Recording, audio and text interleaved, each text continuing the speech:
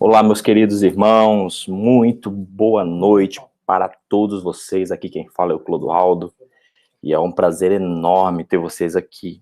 Aqui a gente vai dar continuidade, ok? Aqui a gente vai dar continuidade no conteúdo que foi abordado na primeira live, ok? Aqui atendeu o pastor Felipe. Um momentinho. Pode ser, meu irmão. Então, eu vou mandar o link para você acessar aí, tá bom? Eu coloquei o mesmo título, parte 2.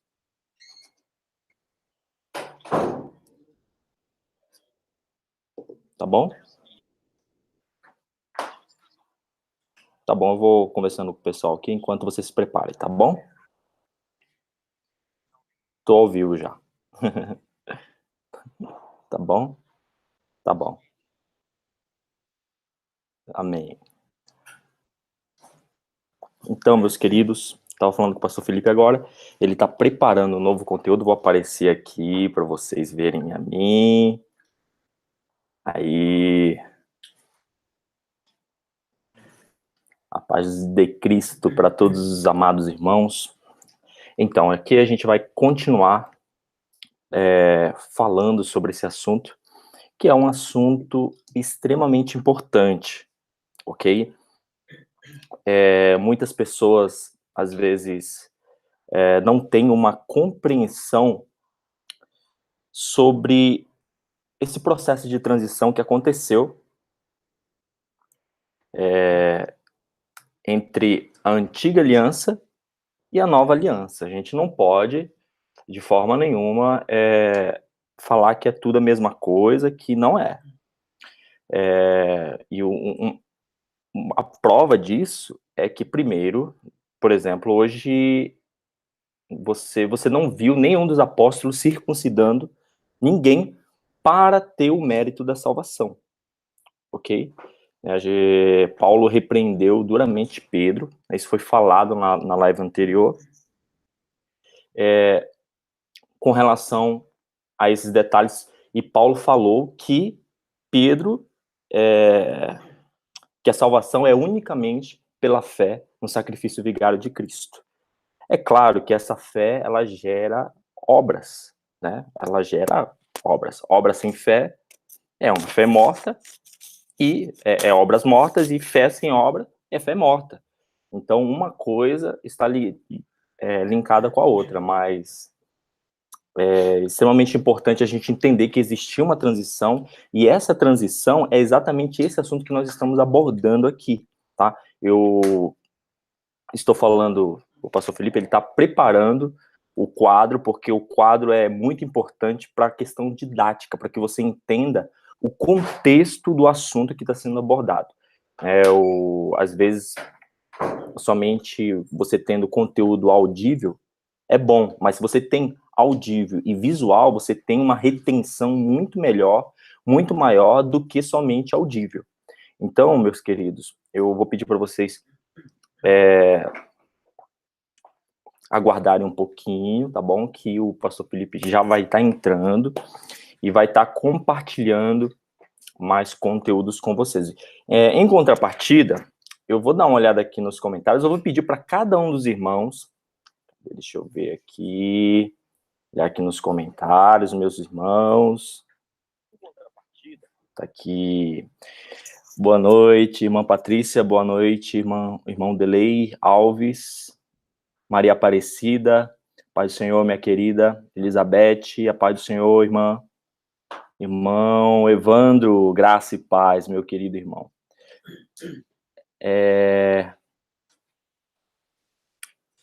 Legal, legal. Tem bastante pergunta que eu vou pedir para os irmãos irem deixando as perguntas aqui, tá bom? Para que a gente vai responder a todos os irmãos, tá? Por enquanto, o pastor Felipe vai dar continuidade no conteúdo que ele estava abordando ao falar sobre os preceitos da lei, né, que antigamente tinha que ser praticado para que Opa, deixa eu falar aqui com o pastor Felipe. Isso mesmo. É isso mesmo, meu querido. Deixa eu voltar aqui.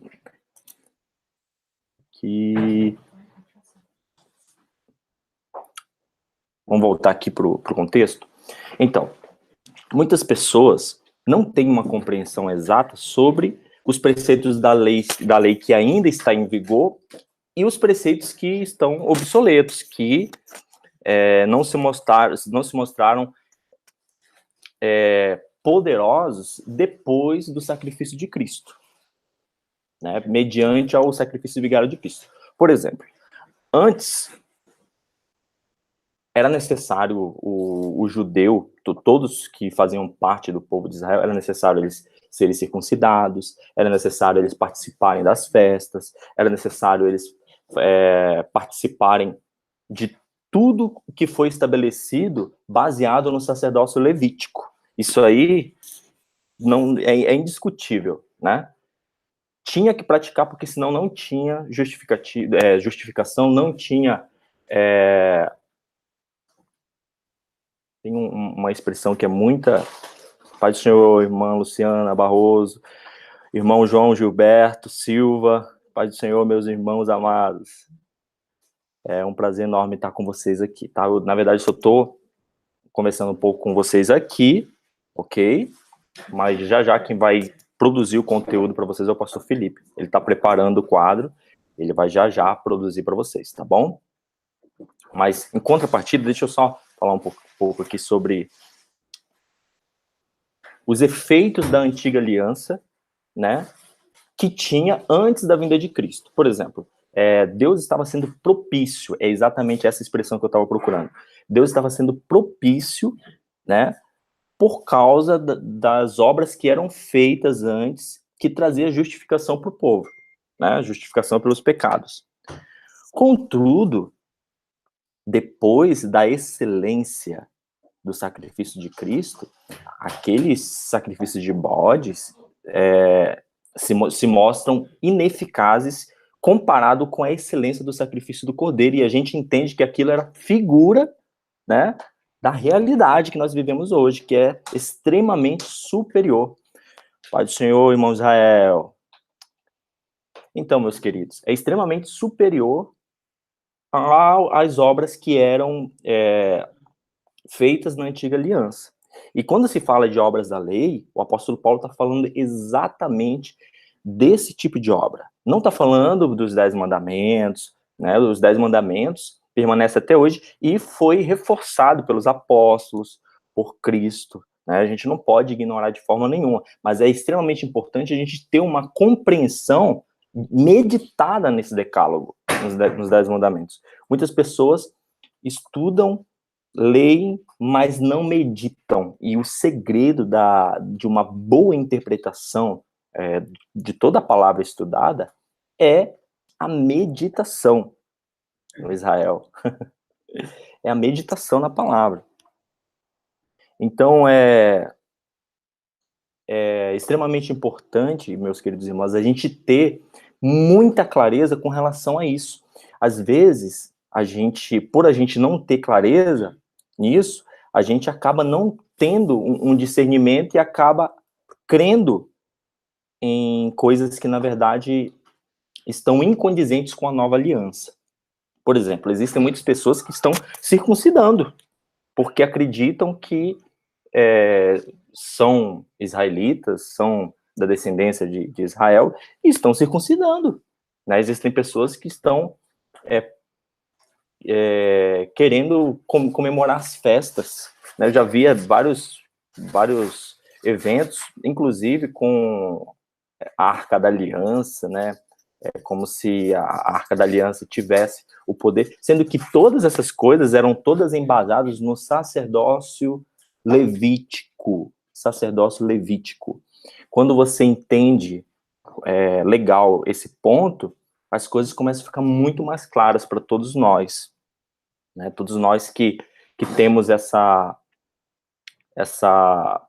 compreensão sobre os preceitos da nova aliança, né? Quanto mais claro tiver isso para a gente, melhor a gente vai saber explicar, melhor a gente vai andar com uma consciência mais tranquila com relação à nossa fé.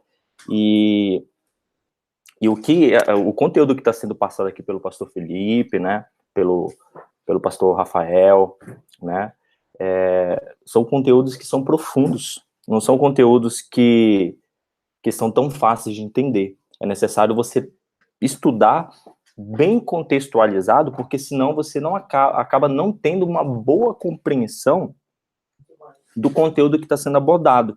Né? Eu sempre aconselho a todos os irmãos que estiverem estudando conosco e anotarem num papel, pegue uma caneta, pegue um papel em branco, e todas as vezes que vocês forem estudar, todas as vezes que vocês forem assistir um estudo do pastor Felipe ou do pastor Rafael, peguem os versos mencionados por eles e anotem, depois vocês vão lá, façam a verificação para ver se procede, para ver se está certo, porque pode ser que a gente erre também. E aí, se a gente estiver errado, você pode nos ajudar corrigindo a gente, porque a gente é irmão, a gente se entende. Agora, se você acaba consumindo tudo como uma verdade, não observando os pontos mencionados, né, da palavra, você acaba consumindo conteúdo que não está sendo autenticado pela sua consciência. Extremamente importante, você pega um papel, uma caneta, começa a prestar atenção. Quando você estiver assistindo os vídeos, não fique assistindo o vídeo e comentando muito. Por quê? Porque você vai acabar se distraindo e você vai acabar perdendo uma boa parte da mensagem por não estar totalmente focado no conteúdo que está sendo abordado. Né? Agora, se você está fazendo um estudo de forma ativa, né? O que é um estudo de forma ativa? É a mesma coisa que uma leitura ativa. Existe a leitura ativa e a leitura passiva.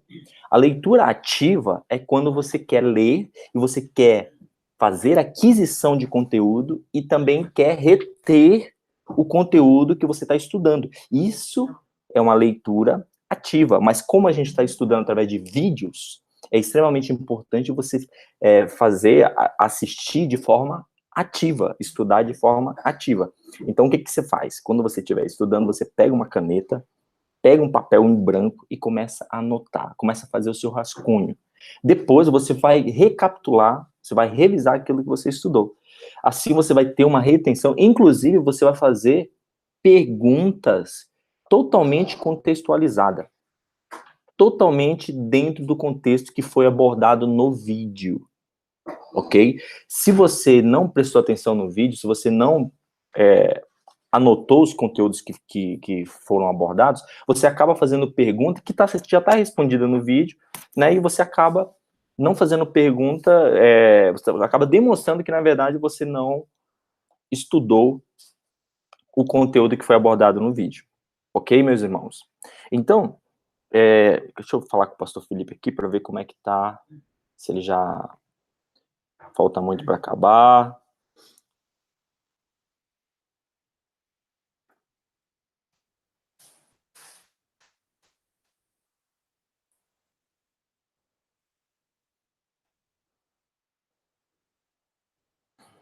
Deixa eu voltar aqui, meus irmãos.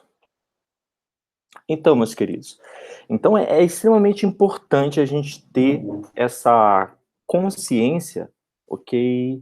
Deixa eu ver aqui, 17.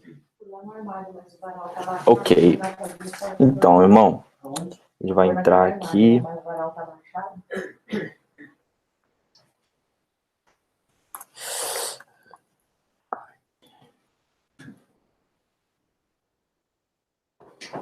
O pastor Felipe já vai entrar, ok? Então, meus irmãos, prestem muita atenção nesse conteúdo, porque esse conteúdo ele vai trazer uma tranquilidade para você. Ele vai trazer uma consciência tranquila, porque existe às vezes, uma determinada, muitos irmãos que se sentem culpados por não praticarem determinadas coisas, sendo que, na verdade, e se aquilo que você se sente que culpa você, na verdade, tiver obsoleto? Como Paulo fala sobre a caducidade da letra.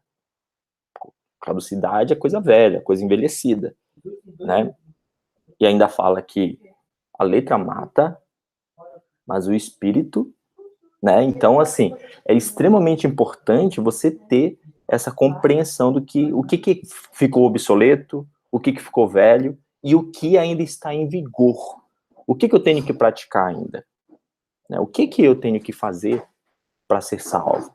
Quais são as obras que Tiago fala? Que a fé sem obras é morta e as obras sem fé também é morta. Então, uma coisa está vinculada com a outra. A fé gera boas obras, né? E a obra, ela demonstra a fé. Agora, é importante, que obra é essa? Sendo que Paulo fala que Paulo fala muito contra sobre as obras da lei. Será que Paulo está falando dos 10 mandamentos? Os adventistas falam de uma lei cerimonial, que são os preceitos como circuncisão, as festas, sobre os sacrifícios, sobre vários tipos de dízimos que existiam, sobre todo aquele conteúdo lá da antiga aliança. Os adventistas chamam de lei cerimonial e chamam o decálogo de lei moral. É claro, quando você medita nos 10 mandamentos, você acaba chegando à conclusão que o conteúdo dos 10 mandamentos, ele faz com que você tenha uma boa índole, ele faz com que você tenha bons costumes, boas práticas, né? Porque uma pessoa que pratica os 10 mandamentos, a pessoa não rouba, a pessoa não furta, a pessoa não adultera, a pessoa tem todas aquelas informações, e aí a gente vê Paulo resumindo aquele conteúdo lá em dois, e depois vê ele resumindo em um, né? Amarás ao teu próximo como a ti mesmo. Então, é extremamente importante a gente ter essa compreensão. Então, o pastor Felipe já está pronto, eu vou passar para ele dar continuidade no conteúdo. O tempo que ele estava ausente, ele estava descansando um pouco, também estava produzindo o conteúdo para compartilhar com vocês, tá? Eu peço que vocês prestem muita atenção, façam anotações, tá? E que Deus abençoe vocês com esse estudo aí. Pastor Felipe.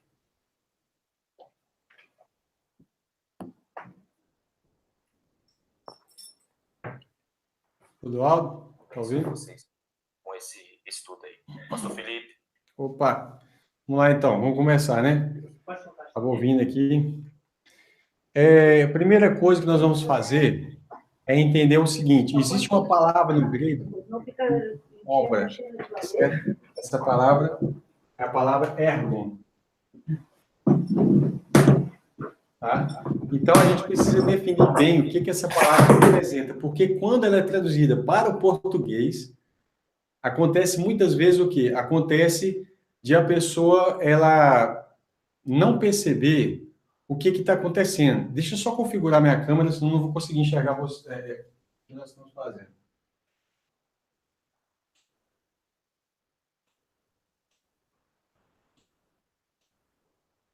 Isso. Tá ok? Então vamos lá. Eu vou colocar essa palavra aqui no cantinho.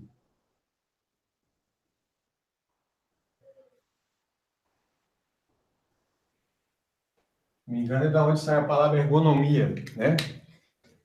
E aí, eu vou escrever para você a lista de palavras que está conectada com ela, que às vezes essa palavra é traduzida e, pela forma com que ela é traduzida, ela acaba escondendo um significado importante para nós, tá? Ela é traduzida da seguinte forma, ó. Obras. Tá ok? O que é obrar? Vai estar lá, fazer. O que mais que vai ser traduzido nessa palavra? Nós vamos ter a palavra praticar.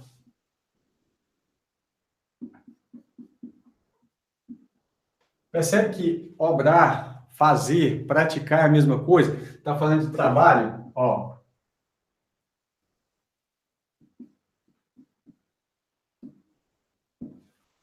Tá certo? Está falando de atividade. E por incrível que pareça, tá? Por incrível que pareça, nós temos uma palavra operosidade. Olha, o que operar é fazer, não é isso? São palavras que estão meio conectadas com o seu sinônimo. Mas no grego, no original, a palavra ergon é aquilo que vai estar obras. Eu só estou frisando isso aqui porque tudo isso aqui pode ser uma possível tradução na sua versão em português. E essa possível tradução, ela pode influenciar para atrapalhar a gente compreender tudo que eu vou explicar aqui agora. Vamos lá. Primeira coisa, Romanos. Quando nós lemos uma carta, como Romanos, como Gálatas, não é importante a gente for meditar em uma carta, ler só um verso, tá? A questão do tempo aqui vai fazer com que eu venha ler versos picados e tudo, mas é importante você ler a carta inteira.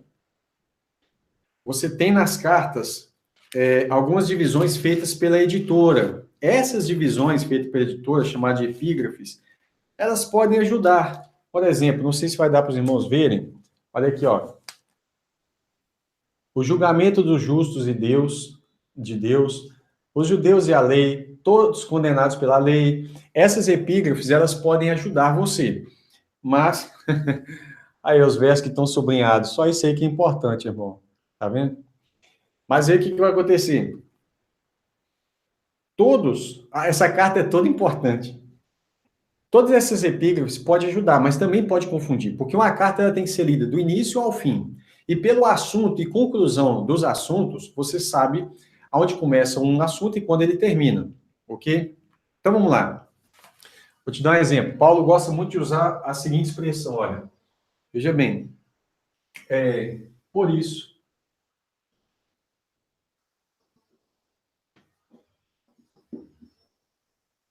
Quer dizer, ele ainda não está terminando o assunto, mas ele já começou a explicar algo, e agora ele fala, por isso, que eu estou falando isso, por isso. Agora, quando ele está terminando, ele usa a expressão seguinte.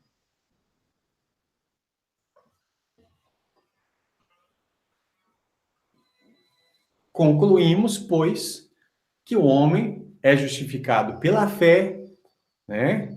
Então, olha que texto, Romanos, né? Eu vou ler Romanos 3, verso 20. Deixa eu colocar aqui. Romanos 3, verso 20. E depois Romanos 3, verso 28. Esse verso aqui foi um dos versos-chave da chamada Reforma Protestante. Teve coisas boas, mas teve também uma debilidade em determinado ponto que você vai entender agora.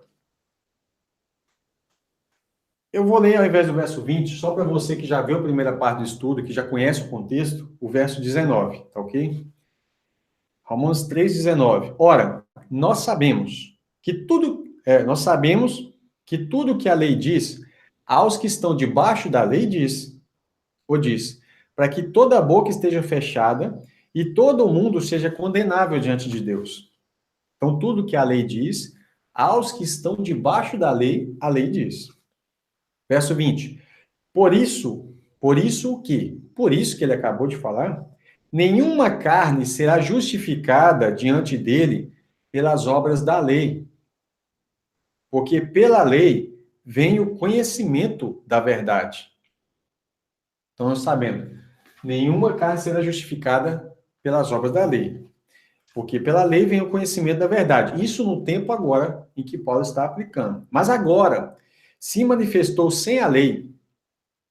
Que lei que Jesus se manifestou sem a lei? Foi manifestado sem a lei, sem as obras da lei que ele acabou de citar, a justiça de Deus, tendo o testemunho da lei e dos profetas. Jesus, que vem no Novo Testamento, ele vem tendo o testemunho da lei e dos profetas, ou seja, a lei e os profetas, ou seja, o Pentateuco, os 5 primeiros livros da Bíblia, chamados de Torá, e os profetas que vieram profetizando depois, Daniel, todos os profetas, Isaías, principalmente Isaías, apontavam para Cristo. Moisés falava muito de Jesus. Eles davam testemunho de Cristo. Então, agora, a justiça de Deus se manifestou sem a lei, a justiça de Deus tendo o testemunho da lei dos profetas. Isso é, a justiça de Deus pela fé em Cristo Jesus.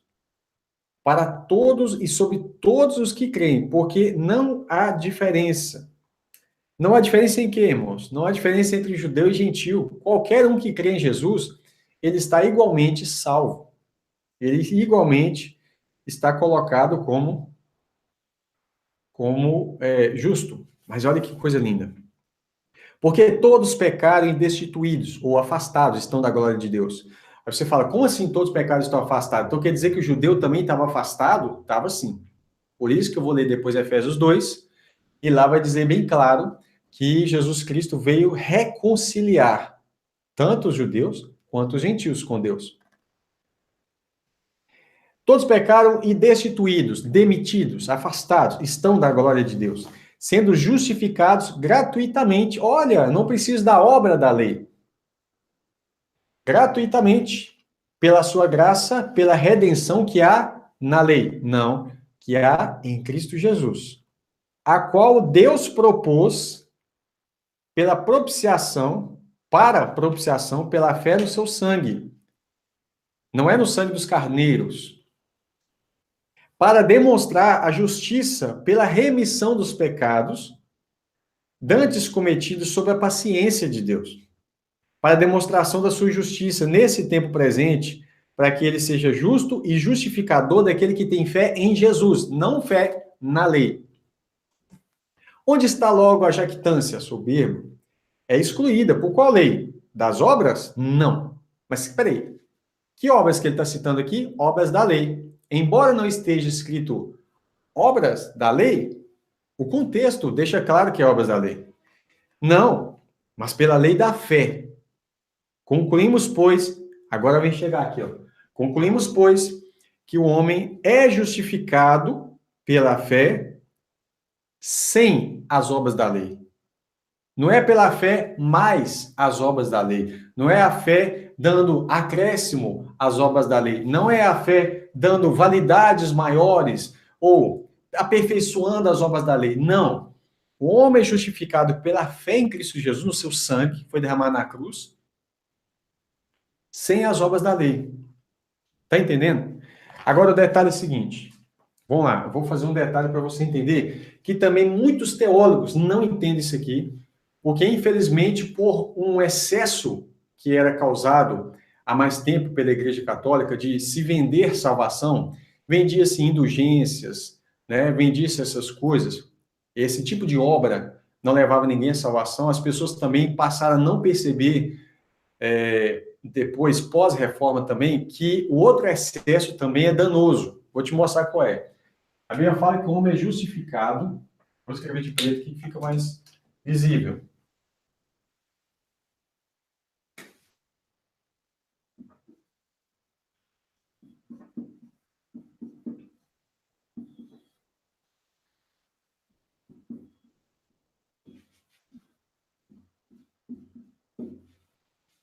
Tá ok? Pela fé, justificado pela fé. Sem. Aguarda só um pouquinho aí, tá? Sem as obras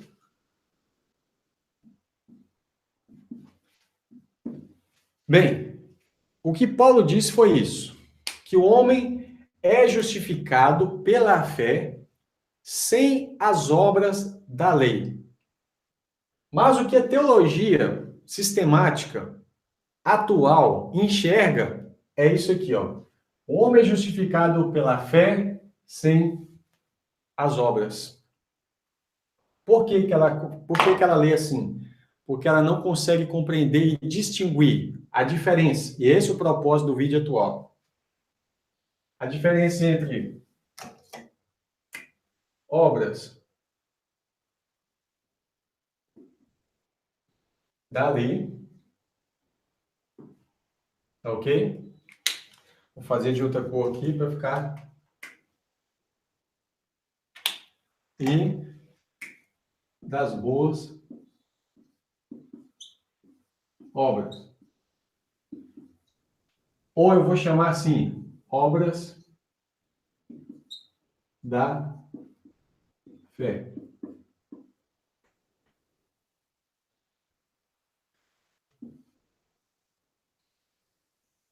Por que que eu digo obras da fé? Porque a Bíblia usa essa expressão, obras da fé. Por que que eu falei de boas? Porque algo só pode ser bom se for feito em Deus. Ok? A teologia, muitas vezes, não consegue separar obras da lei e ela não consegue enxergar a palavra da lei. Quando Paulo fala, concluímos, pois, que o homem é justificado pela fé em Cristo Jesus, essa fé, que Tiago vai dizer que a fé sem as obras é morta e não, algo que é morto não pode produzir vida para você. Tá entendendo? Tiago 2, lê o capítulo 2, do verso 14 em diante. Ele fala, a fé sem as obras é morta. A fé é aperfeiçoada pelas obras. E ele vai falar o seguinte, concluímos, pois, que a fé cooperou com as obras e pelas obras a fé foi aperfeiçoada. Assim como o espírito sem o corpo está morto, a fé sem as obras é morta. Tá ok? Ele fala, por acaso essa fé pode salvá-lo, te salvar? A resposta é não. Não pode. Uma fé não praticada, aí eu vou colocar aqui. O que são isso já de uma vez para que ninguém fique julgando? Fé praticada. Isso é as boas obras. Isso aqui são as boas obras. Quando você pratica aquilo que você acredita. Quando você apenas acredita, a Bíblia fala, filhinhos, não sejam apenas ouvintes, mas praticantes. Amai uns aos outros, não apenas de língua e de palavra, mas em obra e em verdade. Procure esses textos que eu estou citando. Amai em obra e em verdade. Jesus fala assim, aquele que tem os meus mandamentos, João 14, aquele que tem os meus mandamentos e guarda, esse é o que me ama. Não é aquele que fala que ama, mas é o que tem e guarda. O que é guardar? É praticar. Aí ele fala, e meu pai o amará. Então, aquele que tem meus mandamentos e guarda, esse é o que me ama. E meu pai o amará, porque eu amo ao filho, o pai me ama. Certo? Aí ele diz, e viremos e faremos nele morada. Tá ok? Então, o alvo direto do amor de Deus por ter amado ao filho, aqueles que amam ao filho, somos eu e você. E porque somos filhos, Deus enviou o seu Espírito a nós, pelo qual clama Abba Pai. E somos mesmos filhos de Deus. Tá ok? Agora vamos lá. Isso aqui é fundamental.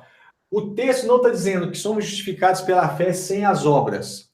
Como a teologia tem dito aí, a torta direita. E ai de quem se levantar e tentar falar, não, irmão, tem um negócio errado, a pessoa não quer nem te ouvir. Por quê? Porque eles estão com óculos da teologia, eles estão com óculos de homens. Já leram 1 milhão de livros, mas a Bíblia mesmo eles não querem discutir. Estou levando isso para o texto original. Estou levando isso para o grego, para você ir lá e verificar que a palavra obras, ela está escondida dentro das demais palavras aqui. Ok? Vamos lá, então. A questão toda é o seguinte, por que é que Tiago fala que a fé sem as obras é morta? E Paulo iria falar que nós somos justificados pela fé sem as obras? Não, Paulo nunca diria isso, porque ambos são escritores inspirados pelo Espírito Santo. O mesmo Espírito que inspirou Paulo, inspirou Tiago. Aí a teologia não sabe explicar isso. Martinho Lutero queria rasgar a carta de Tiago. Ele fala que a carta de Tiago é uma carta de palha. Por quê? Porque ele não compreendia essas coisas. Algo bom ele compreendeu, que as indulgências era coisa errada. Isso foi bom. Aquelas obras que dava dinheiro simplesmente comprando a sua salvação, pagando pelo perdão de pecado em dinheiro, em terras e tal, realmente foi um grande ganho. Mas por causa de um excesso, acabaram se cometendo outro excesso. Qual é o outro excesso? É dizer que você precisa apenas acreditar em Jesus. Mas a palavra fé, ela não é apenas acreditar. O problema é que quando Martinho Lutero pega o texto, a qual é a base da sua fé, ele entende que está escrito em Romanos, mas o justo viverá da fé. E daí tudo se discorre, e aí começa a se apartar todas as obras. Então, vamos rasgar a carta de Tiago. Hebreus, eu quero nem saber. Apocalipse, Pedro. Por que Apocalipse? Eu vou explicar para vocês isso com um tempinho. Vou te dar um exemplo, tá?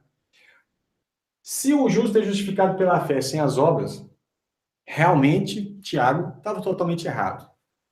Mas Paulo fala exatamente o que Tiago fala.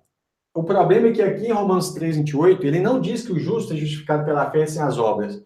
Ele diz que o justo é justificado pela fé sem as obras da lei. Obras da lei não é obras. Há uma diferença. E o que eu fico observando é que tem alguns sábios e entendidos, soberbos, nariz empinado, que não querem nem sentar numa mesa para debater esse assunto. Como se eles já soubessem tudo. Aí a pessoa fala, irmão, pelo amor de Deus, rapaz, não depende de obras. Você não depende de praticar a fé? Será que... O que é isso aqui, irmão? Isso aqui está conectado com uma coisa. O que é uma fé praticada? É uma obediência.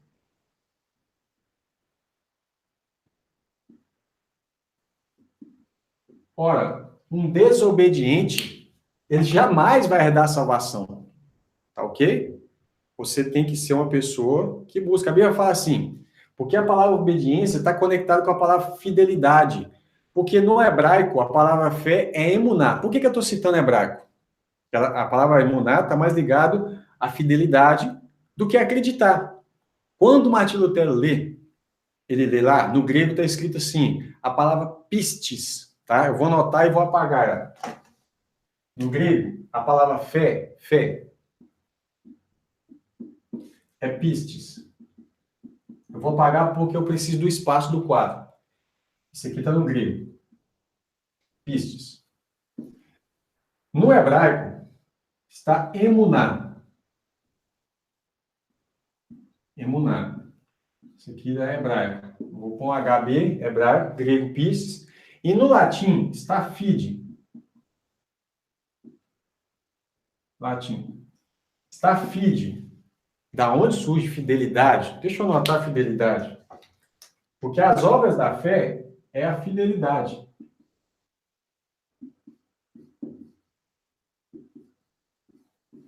O que é fidelidade? Quando a pessoa é fiel, a Bíblia diz assim, mas aquele que for fiel até o fim, esse será salvo. Como eu posso ser fiel se eu não pratico aquilo que ele mandou? Praticar não é obrar? Não é a mesma coisa? Mas vamos lá. Vou apagar aqui, ó. Vou deixar eu te tirar um print por enquanto. Vai lá.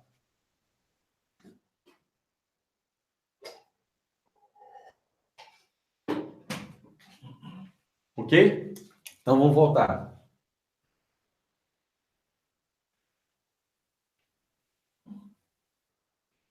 Agora você já vai saber fazer uma separação.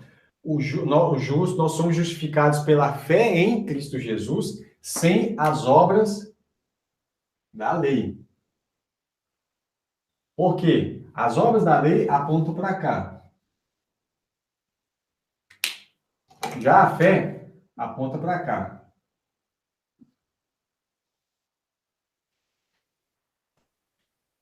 Ok? Anota aí, Tiago, capítulo 2, verso 14. Ah, pastor, mas eu ouvi falar que há um diálogo, uma discussão entre Tiago e Paulo.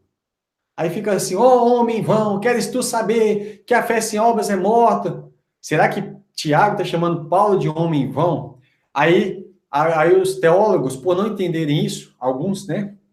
A maior parte, vai lá e fala que Paulo estava apontando para Tiago. Se tu, sendo judeu, né, dizes isso, Paulo estava apontando para Tiago. Claro que não. Nada a ver. Paulo e Tiago tinham a mesma missão. Fazer com que o povo entendesse que a fé em Cristo Jesus não é um mantra, não é uma fé teórica. Por que eu pus as três palavras grego, hebraico e latim? No grego, a palavra pistes, ela dá a ideia de acreditar, e pronto. Só que quando Paulo cita o justo viverá da fé, ele cita Abacuque. Paulo tem o texto de Abacuque em mente. O texto de Abacuque, ele está em hebraico, emuná, e está conectado com a fidelidade, com a obediência, ok? Então, emuná não é apenas acreditar, mas é praticar. A fé, por isso que você vai pegar em Hebreus 11, olha que coisa linda. Você não vai ver uma fé teórica. Hebreus 11, olha como é que fala lá, hein? Abre sua Bíblia aí. Hebreus 11. É a galeria da fé. Aí você fala, olha, o que é fé? Ora, a fé é o firme fundamento das coisas que se esperam, das coisas que não se veem. Glória a Deus, fecha a Bíblia. Fecha nada não, irmão. Continua lendo. Porque por ela, os antigos alcançaram testemunho. Pela fé, entendemos que os mundos pela palavra de Deus foram criados, de modo que aquilo que não se vê foi feito do que é aparente. Pela fé, pela fidelidade, Abel ofereceu, ele agiu. É o quê? Obras da fé. Uma fé sem obras é morta, não vale nada. Aí ele fala, Abel, 5. Pela fé, Enoque foi trasladado para não ver a morte. E não foi achado, porque Deus o trasladara, visto como antes da sua trasladação, alcançou testemunho de que agradara a Deus. Qual é o testemunho dele? A Bíblia fala que Enoque andou com Deus. Ele andou segundo aquilo que agradava a Deus. Ora, sem fé é impossível agradar, porque é necessário que aquele que se aproxima de Deus creia que ele existe e que ele é recompensador. Aquilo que você faz diante do Senhor não é em vão, daqueles que o buscam. Pela fé, Noé fez o quê? Preparou a arca, a ação dele. Aí ele fala, verso 7, agora o verso 8. Pela fé, Abraão, sendo chamado, obedeceu. Aí ele vai falar, pela fé habitou nas terras alheias, como até porque na terra da promessa, porque esperava a cidade que tem fundamentos, etc e tal. Vai falar da cidade celestial que ele aguarda, no verso 10 e 16. Verso 17, pela fé, de novo, Abraão ofereceu Isaque quando foi provado, e Tiago fala isso também no capítulo 2. Ele ofereceu. Verso 20, inclusive ele retomou ele em figura. Olha que verso poderoso. Verso 17, pela fé ofereceu Abraão a Isaque quando foi provado. Sim, aquele que recebeu as promessas ofereceu o seu unigênito. Sendo-lhe dito, em Isaque será chamada sua descendência, considerou que Deus era poderoso para até dentre os mortos o ressuscitar. E daí também, em figura, ele o recobrou. Ou seja, ele morreu e ressuscitou em figura. Porque quando ele tira Isaque do seu altar, do altar que ele tinha feito, ele está o quê? Ressuscitando o filho que havia morrido, né? Pela fé, Isaque abençoou Jacó e Esaú, no tocante a coisas futuras. Pela fé, Jacó, próximo da morte, abençoou cada um dos filhos de José. Isso é lindo. Pela fé, eles tiveram ações. Pela fé. Tá ok? Agora, você vai perceber que essa questão aqui está totalmente conectada com a fé. Mas a fé, ela é praticada. Vou lá, eu falei tanto de Tiago, né? Vou ler Tiago capítulo 2, verso 14. Meus irmãos, o que aproveita se alguém disser que tem fé e não tiver obras? Eu vou mostrar Paulo falando a mesma coisa que Tiago. O que adianta? Você sabe? Não adianta nada. Por acaso a fé pode salvá-lo? Não. Mas a teologia sistemática diz sim, porque a fé não precisa de obras, porque eles não sabem ler isso aqui, né? Eles não sabem entender o que são obras e o que são obras da lei. Como eles não sabem, eles leem assim, ó, por mais que eles venham escrito, infelizmente, eles acabam vendo assim, concluímos, pois, que o homem é justificado pela fé sem as obras. Pronto. Aí Tiago está falando, o que adianta se alguém dizer que tem fé e não tiver obras? Adianta muito. Por isso, o apóstolo Paulo é meu queridinho, meu amado, eu detesto Tiago. Tiago é carta de palha. Ele era um judeu que estava querendo judaizar os irmãos, não tem nada a ver, irmão. Não... Infelizmente, isso eu já ouvi, estou falando isso de seminário, irmão. Não estou acusando ninguém sem saber a prática, não, tá ok? Estou falando de pessoas que são estudadas, mas não aqui, em livros de teologia. Não estou acusando a teologia de ser coisa ruim. Pelo amor de Deus, entenda a coisa. Eu incentivo você a fazer, mas incentivo como eu incentivo você a assistir até os estudos que eu passo aqui, conferindo as escrituras. Aí eles vão ler, concluímos, pois, que o homem é justificado pela fé sem as obras da lei. Aí você fala, o que você entendeu? Ah, que as obras não justificam ninguém, mas eles não estão focados nisso. Tiago fala, que aproveita se alguém disser que tem fé e não tiver obras? Nada, você já sabe a resposta. Por acaso essa fé pode salvá-lo? Não, uma fé sem obras não pode salvar ninguém. Nós vamos ver isso. Aí ele vai dar um exemplo, verso 17. Assim também a fé, se não tiver obras, é morta em si mesma. É uma fé, eu acredito em Jesus, amém. Todo mundo aí nessa rua acredita, com exceção dos ateus, e olhe lá, porque os ateus têm uma necessidade tão grande de ficar provando que Deus existe, que eu acho que eles têm muita fé. Teoria. Mas o que acontece é que a fé que Deus dá para nós não é uma fé teórica. É uma fé que você vai passar agora a ouvir a voz do Espírito Santo. Você pode até rejeitar. Se hoje ouvir a voz do Espírito Santo, não endureçar o vosso coração. Jesus fala, toda árvore que estiver, todo galho que estiver em mim, eu sou a videira verdadeira. Ele é a árvore, ele que alimenta os ramos, certo? Com a fé. Eu sou a videira verdadeira. Todo ramo que estando em mim, vamos considerar meu braço aqui como 2 ramos que está ligado na videira, certo? Todo ramo que estiver em mim e não der fruto, o Pai corta, cortou. Estava ligado em Cristo, tá? Era convertido, estava ligado em Cristo, mas não deu fruto. O que é fruto? Fruto é obra. Que obra é essa? Praticar essa fé. Se não der fruto, o Pai corta e lança no fogo. Você está entendendo o que ele está falando? Ele está falando assim, não adianta você estar em mim, mas não dar fruto. Vai ser cortado. Precisa dar mais frutos, e mais frutos, e mais frutos. Mas quem der fruto, o Pai limpa para que dê mais frutos. Sabe o que é isso? Você vai crescendo na fé. Você vai subindo degraus espiritual, vamos dizer assim. Você vai amadurecendo. Você passou em uma aprovação, Deus te deu uma prova, é porque Ele quer te aprovar. Você aprovou, passou, agora Ele vai permitir você passar por outras circunstâncias para estar ainda mais maduro, mais próximo de Deus. E assim a sua fé vai sendo aperfeiçoada pela sua prática. Por isso que Tiago vai falar o seguinte. Vamos continuar. Verso 18, ele 17. Assim também a fé, se não tiver as obras, é morta em si mesmo. Mas dirá alguém, tu tens a fé e eu tenho as obras. Aí ele fala, mostra-me sua fé sem as suas obras, que eu mostrarei a minha fé pelas minhas obras. Isso é o testemunho que os antigos alcançaram em Hebreus 11.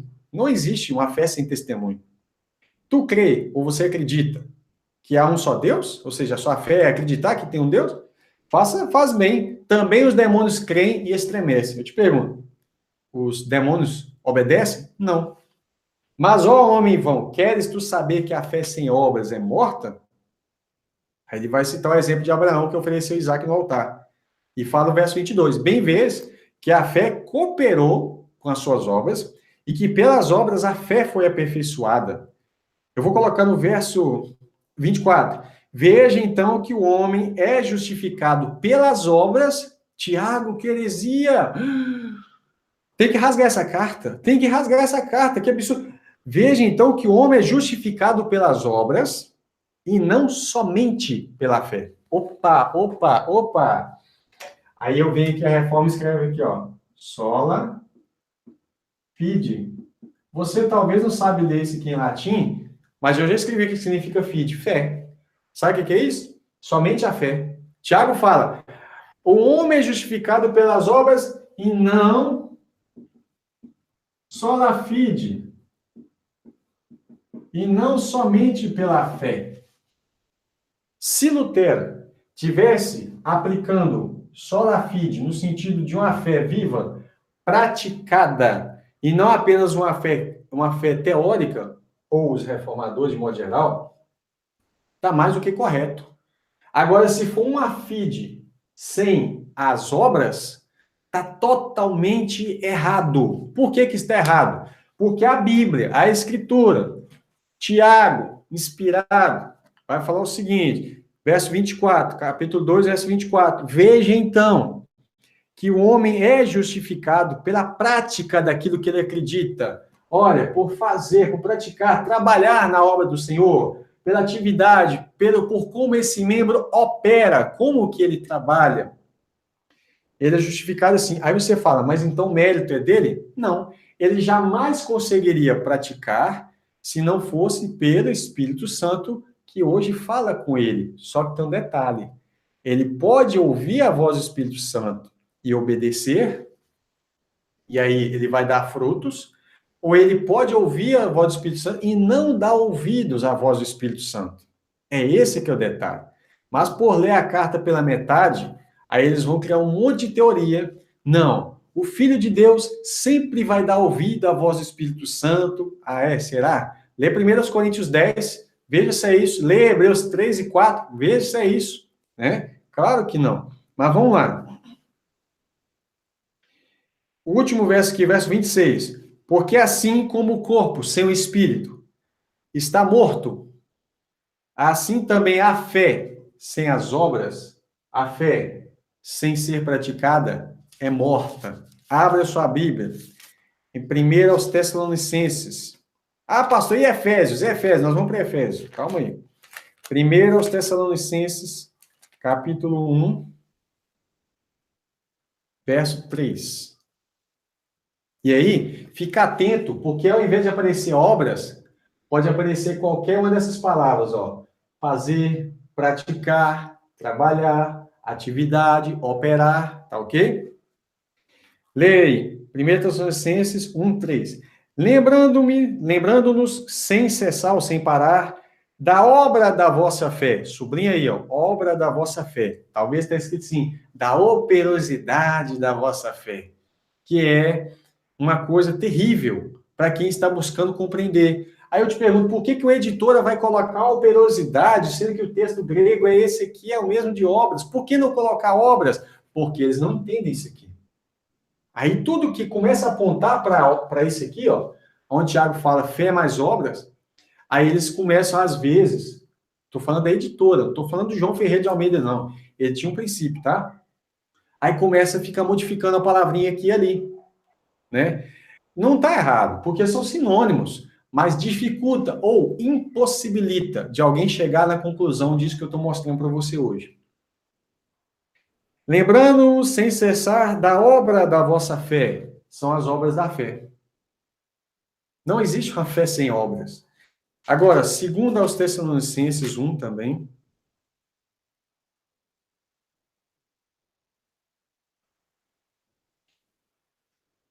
verso 11. Por isso também rogamo-vos sempre por vós, para que o nosso Deus vos faça dignos da sua vocação e cumpra todo o desejo da sua bondade e a obra da fé com poder. Obra da fé, sublinha aí essa palavrinha, ok? Agora vamos para Paulo em Romanos 2, capítulo 6.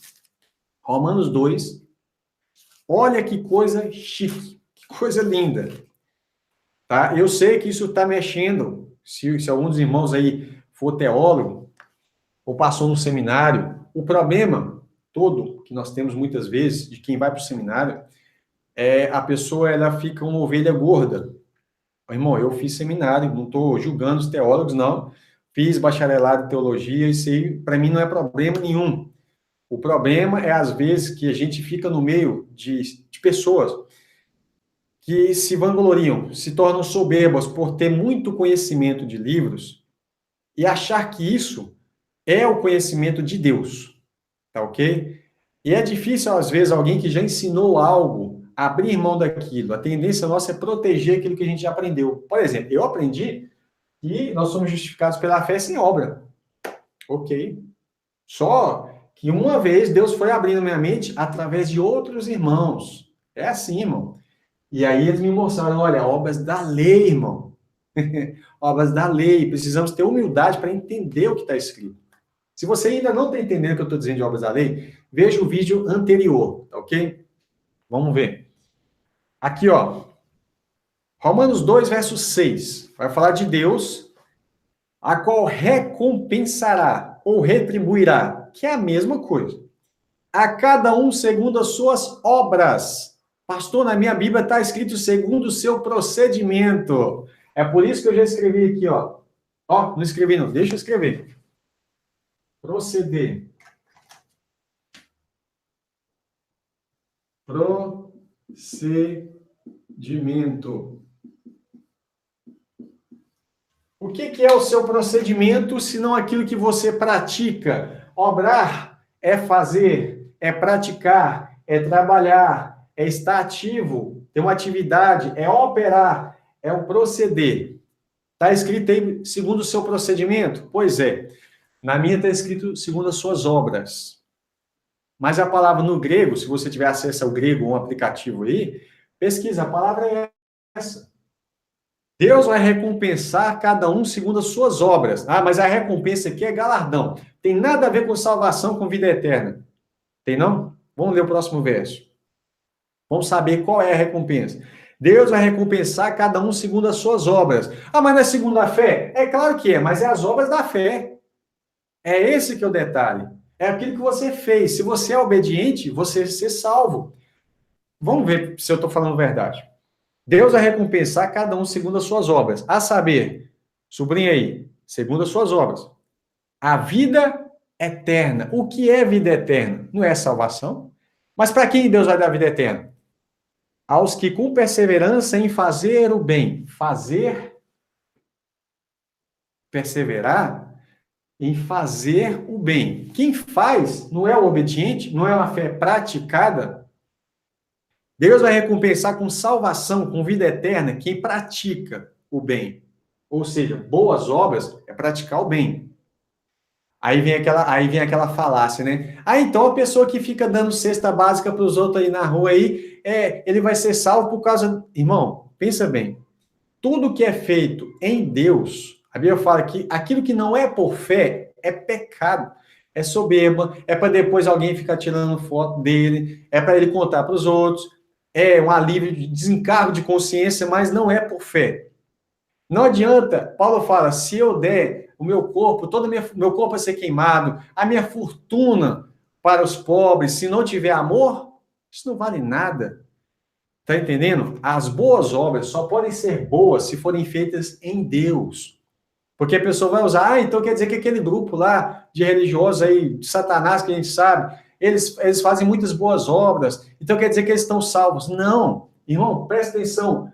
Boas obras, quando Deus fez o primeiro dia, o segundo, o terceiro, o sétimo dia, tudo, ele faz assim, e viu Deus que tudo que ele fez, eis que era bom. Aí, quando ele faz o homem, e viu que era muito bom. Tá entendendo, irmão? Só é bom quando as nossas obras são feitas em Deus. Esse é o detalhe. Porque as pessoas têm esse argumento, né? Ah, então quer dizer que quando a pessoa faz qualquer coisa boa para o outro, ele está salvo por si próprio. Irmão, sem Cristo ninguém está salvo. Esse é o ponto principal da fé. Só que a fé em Cristo me habilitou para eu agora ser obediente. Porque antes, sem o conhecimento de Deus, eu nunca estaria habilitado para ser obediente. E se eu não for obediente, eu sou desobediente. Então vamos ver o que acontece? Vou ler de novo. Deus recompensará, Romanos 2,6, recompensará cada um segundo as suas obras. A saber, a vida eterna, aos que com perseverança em fazer o bem, procuram o quê? Procuram glória, honra e incorrupção. Corpo incorruptível, glorificado. Tá ok? E honra por quê? Reis e sacerdotes. Mas a indignação e ira aos que são contenciosos, contenda, Desobedientes. Olha, o obediente recebe vida eterna. E o desobediente? Desobedientes à verdade, que é o evangelho, e obedientes à iniquidade. O que é iniquidade? A transgressão da lei, a desobediência à lei de Cristo. Agora veja bem, quando você pratica, você é obediente, a sua recompensa é qual? Pelas suas obras, é a vida eterna. Quando você é desobediente, a recompensa é o quê? É fogo. Lembra que Jesus chega e as pessoas falam assim, Senhor, Senhor, Senhor, Senhor, no teu nome, Senhor. Eles chamam ele de Senhor, porque eles acreditavam que tinha fé. Estavam na videira, mas já estavam cortados. Aí Jesus fala assim, apartai-vos de mim, eu não vos conheço, não tenho comunhão com vocês. Apartai-vos de mim, por que ele fala isso? Apartai-vos vós que praticais, ou seja, suas obras são más. Praticais a iniquidade. Tá certo? Agora, quando as obras são boas, aí ele vai, fala assim, tá aqui o galardão, tá aqui a vida eterna para você. Porque você foi obediente. Você ouviu a voz do Espírito Santo e você obedeceu. Agora, um crente que não obedece pode ser salvo? Por incrível que pareça, eu ouvi alguém desse determinismo de falar que uma vez salvo, salvo para sempre, isso é heresia. Chegou e falou assim, não, eu não preciso de obedecer para ser salvo. Eu obedeço porque sou salvo. Não é isso que a Bíblia diz. Aí ele vai citar Efésios 2. Ah, meu irmão, é porque não entende obras da lei. Efésios 2, vamos lá. Ah, pastor, estava esperando chegar em Efésios 2. Porque lá o quê? Vamos ver o que está escrito em Efésios 2. Deixa eu só beber uma água aqui, senão não consigo nem continuar.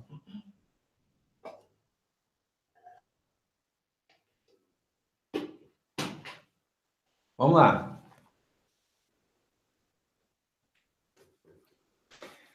Efésios 2, verso 1, tá? Para ter o contexto. E vos vivificou, estando vós mortos em ofensas e pecados, em que outro tempo andastes segundo o curso desse mundo, segundo o príncipe das potestades do ar, que é Satanás, do espírito que agora opera nos filhos da desobediência. Filhos da desobediência estão sob o domínio de Satanás, são filhos do diabo.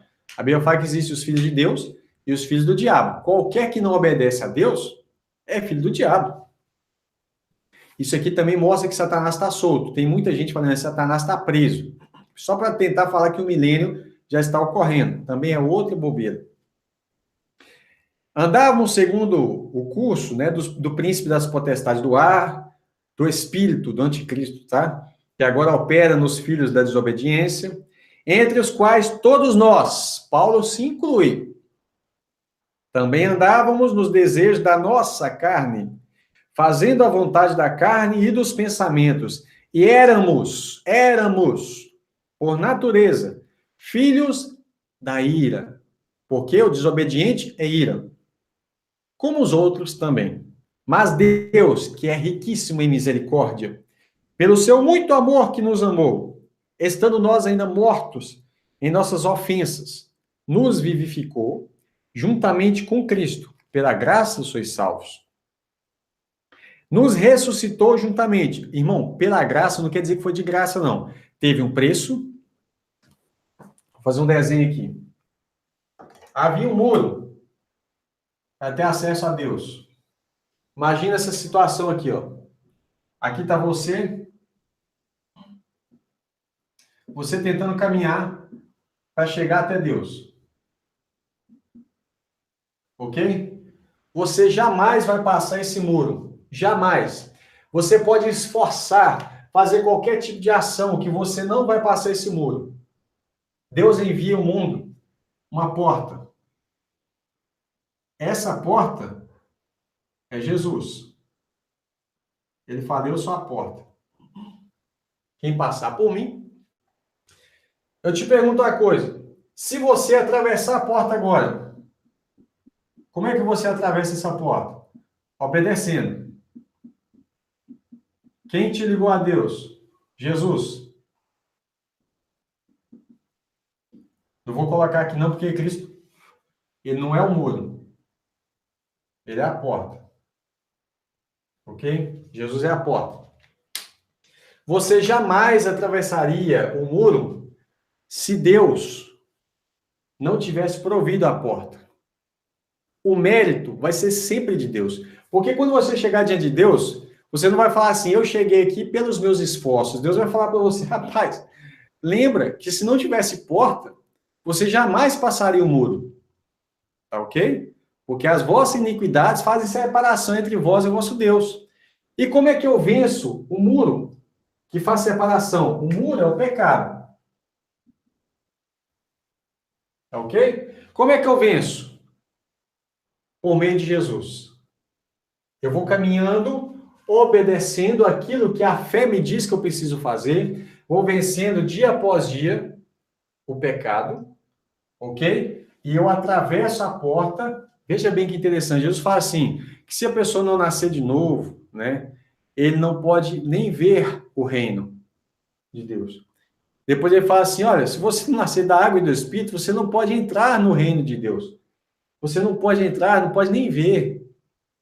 Agora, essa entrada na porta do reino, ela está ligada na renúncia.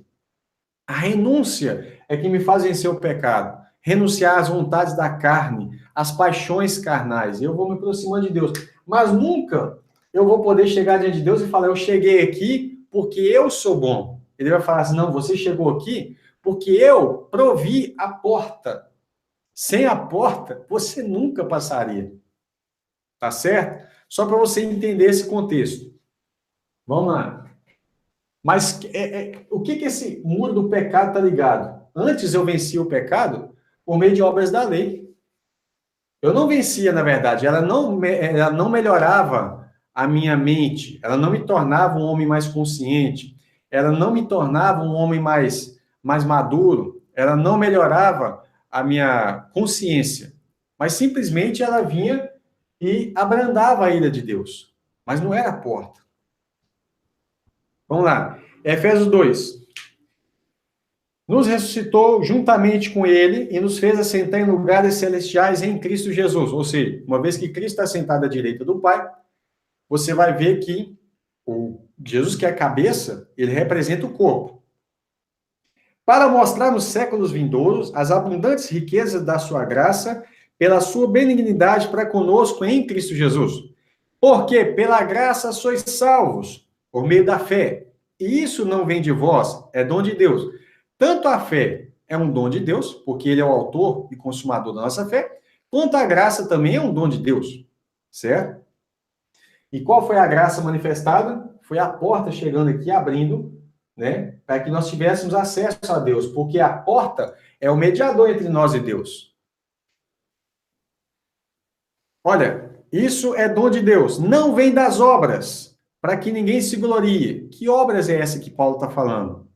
Assim como aquele verso de Romanos que eu citei anteriormente, que não está escrito obras da lei, mas o contexto é obras da lei, aqui também é obras da lei. Quer ver? Veja bem. Ó, pega esse verso 9, circula a palavra obras e põe entre parênteses embaixo assim, obras da lei. E eu vou confirmar para você. Verso 10. Porque somos... Olha, isso não vem de vós, para que ninguém se glorie. Por que ninguém se glorie? Quando havia obras da lei, circuncisão... Lembra aquele fariseu que entrou no templo, junto com o publicano? Em que ele se gloriava? Nas obras da lei. Ó, Senhor, obrigado, porque eu não sou como esse fariseu, como esse publicano, pecador, porque eu sou isso, eu sou aquilo, eu dou dízimo de tudo. Ele dava dízimo, até como Jesus vai falar assim, vocês dão dízimo do entre, do cominho, do hortelã, mas o principal da lei vocês estão abandonando, né? E aí, Jesus estava falando de coisa interior, de modificação, que as obras da lei não modificavam. Então, ele fala assim, isso não vem das obras para que ninguém se glorie. Porque somos feitura sua, criados em Cristo Jesus. Nós fomos criados em Cristo Jesus para quê? Para as boas obras. Cadê as boas obras? Nós fomos criados para isso. As quais Deus preparou para que andássemos nela. Deus preparou as boas obras para que andássemos nela. E assim, nós vamos nos aproximando de Deus. Tá certo? de fé em fé, de graça em graça, de glória em glória, vamos caminhando, aproximando de Deus. Não existe parar na fé. Se você para, você retrocede. Aí ele fala assim, Deus preparou para que andássemos nela. Veja que ele fez um contraste. Isso não vem das obras, mas ao mesmo tempo ele fala, porque nós somos feituras sua, criadas em Cristo Jesus para as boas obras. Sublinhe agora, boas obras. Essas boas obras são as obras da fé. Aí ele fala, portanto, agora, olha, cadê o portanto? Concluímos. Vou colocar aqui, ó, é a mesma coisa. O que é portanto? É uma conclusão. Portanto, diante de tudo isso que eu falei para vocês, Paulo está dizendo, portanto, lembrai-vos, lembrem-se, de que vocês, em outro tempo, eram gentios, segundo a carne, gentios na carne. Gentio por quê? Porque não eram judeus. Então, logo você estava afastado de Abraão, Isaac, Jacó, das promessas, de tudo aquilo. Lembra que vocês eram gentios na carne, chamados incircuncisão. Olha o contexto, obras da lei. Por isso que eu falei que o verso 9 fala de obras da lei. Isso não vem das obras. Mas que obras que ele tem em mente? Das obras da lei. Porque ele está falando de judeu e gentil. Aí ele fala, o problema é que a minha Bíblia aqui, ó, ela tem uma divisão, tá vendo? Essa divisão, essa epígrafe, ela dificulta o entendimento dos irmãos, porque parece que aqui está falando uma coisa e aqui embaixo está falando outra coisa, e não. O portanto é continuação do assunto que estava em cima. Tá entendendo? Aí ele fala, portanto, lembrai-vos que vocês em outro tempo eram gentios na carne, chamados incircuncisão, pelos que na carne se chamam circuncisão, feita pela mão de homens. Ok? Que naquele tempo vocês estavam sem Cristo, separados da comunidade de Israel, ou seja, você não está mais separado da comunidade de Israel. Quem está conectado à comunidade de Israel? O judeu convertido a Cristo, não o judeu completado, convertido a Cristo, porque os outros são quebrados. Romanos 11. Os que não creem em Jesus foram quebrados. Os gentios convertidos a Cristo, porque os que nos converteram também não estão em Cristo. Vocês estavam naquele tempo sem Cristo, separados da comunidade de Israel e estranhos às alianças da promessa, não tendo esperança e sem Deus no mundo. O que é incircunciso? Lembra quando Davi olha para Golias? Golias está afrontando o exército de Israel, está afrontando o nome de Deus. Davi vira e fala assim, poxa vida, quem é esse incircunciso para afrontar os exércitos do Deus vivo? Os exércitos do Deus vivo? Incircunciso significa uma pessoa que não tem aliança com Deus, nem é filho de Deus. Quem é esse aí, ó? Vocês estão com medo dele? Quem é esse incircunciso para afrontar os exércitos do Deus vivo? Né? Aí ele vai falar aqui agora. Naquele tempo, aí ele fala, mas agora, em Cristo Jesus, vocês que estavam longe, já pelo sangue de Cristo, chegaste perto. Porque ele, Jesus, é a nossa paz, a qual de ambos os povos, quem são os povos que ele está citando? Judeus e gentios. Ele fez um. Olha que coisa rica. De ambos os povos fez um. O que Jesus fez? Como que ele fez isso na cruz? Derrubando o muro da separação, a parede da separação que estava no meio. Havia um muro separando judeus e gentios. Que muro era esse? Na sua carne, desfez a inimizade, isso é, o que tornava o judeu inimigo do gentio? A lei dos mandamentos, que consistia em ordenança. Por isso, o judeu não podia nem comer com o gentio. Ok? Jesus desfez a lei dos mandamentos, que consistia em ordenanças. O que é essa lei? Você fala, pastor, o que é essa lei de ordenança? São as obras da lei. Jesus desfez. Entenda, irmão. Jesus desfez as obras da lei. E ele fala assim, na sua carne desfez a inimizade. Isso é, a lei dos mandamentos que consistiam em ordenanças. Para quê? Para criar em si mesmo, dos dois, judeus e gentios, um novo homem, fazendo a paz. Percebe que o verso 15 está conectado com o 9? Não é pelas obras da lei que você é salvo. Não é. Por isso que Jesus desfez a lei dos mandamentos de ordenança. Ela não existe mais. Tá ok? E pela cruz, reconciliar ambos. Ambos quem? De quem que Paulo está citando? Judeus e gentios precisavam se reconciliar. Por que eu reconcilio alguém? Eu só preciso reconciliar quem está em inimizade. Os judeus não estavam mais conectados com Cristo. Por isso, Jesus veio reconciliar. Em Jeremias 31, você vai ver que Deus fala assim, olha, eu vou fazer uma nova aliança, não como a que eu fiz com seus pais lá, com Moisés. E ele vai falar assim, quando tirei do Egito, quando peguei pela mão para tirar do Egito, não é uma aliança renovada, não é igual àquela. Eu vou fazer uma aliança, uma nova aliança, não como aquela, mas diferente. E ele fala, e eu não vou escrever minhas leis na tábua de pedra, mas eu vou escrever no coração. Tá certo? Ele fala, eu vou escrever essas leis no coração. E ele escreve a lei de Deus no nosso coração. Mas ele não sai escrevendo circuncisão. Nós temos o coração circuncidado. Pronto, agora, literalmente, não podemos circuncidar. Paulo vai falar isso em Gálatas. Só para mim não perder o contexto, em Gálatas ele fala o verso 3, verso 2. Gálatas 5, 2. Eis que eu, Paulo, vos digo que se vos deixar circuncidar, Cristo de nada vos aproveitará. De novo, protesto a todo homem que se deixa circuncidar, que está obrigado a guardar toda a lei. Paulo, peraí, mas a gente já não estava obrigado a guardar toda a lei? Não. Você não leu Efésios? Paulo vai dizer, você não leu Efésios? Eu falei que Jesus desfez a lei de mandamentos que consistia em ordenanças. Ele não está desfazendo de tradições rabínicas. Ele está se desfazendo de uma parte da lei que apontava para Cristo e que Cristo já cumpriu lá na cruz. Aí ele fala, separados estais de Cristo, vós, os que vos justificais pela lei, da graça vocês caíram. Pensa, Gálatas 5, verso 1 ao 4. Olha que coisa rica. Vou continuar. Então, Efésios 2, ele fala que Jesus desfez, no verso 15, a lei de mandamentos e ordenanças, para reconciliar ambos, judeus e gentios, precisaram ser reconciliados com Deus, porque nem judeu e nem gentil passava por aqui mais. Com exceção, estão falando de povo. É claro que tinha um homem justo que era judeu, tinha um homem justo lá que era gentil, Cornélio, por exemplo, que estavam praticando as coisas que agradavam a Deus, mas é um ou outro. Quando se fala de povo, o povo, de modo geral, tá entendendo? Precisava ser reconciliado, a nação. Aí fala assim, e pela cruz reconciliar ambos com Deus em um corpo, matando com ela as inimizades. E vindo, anunciou as boas novas de paz, o evangelho de paz, a vocês que estavam longe, aos gentios, que não eram israelitas, e aos que estavam perto, porque por ele, por Cristo, ambos, judeus e gentios, temos, Paulo se inclui, acesso ao Pai em o mesmo Espírito. Eu tenho acesso a Deus porque o Espírito de Deus, que é o Espírito de Cristo, habita em mim e eu caminho naquilo que ele ordenou. Isso é fé.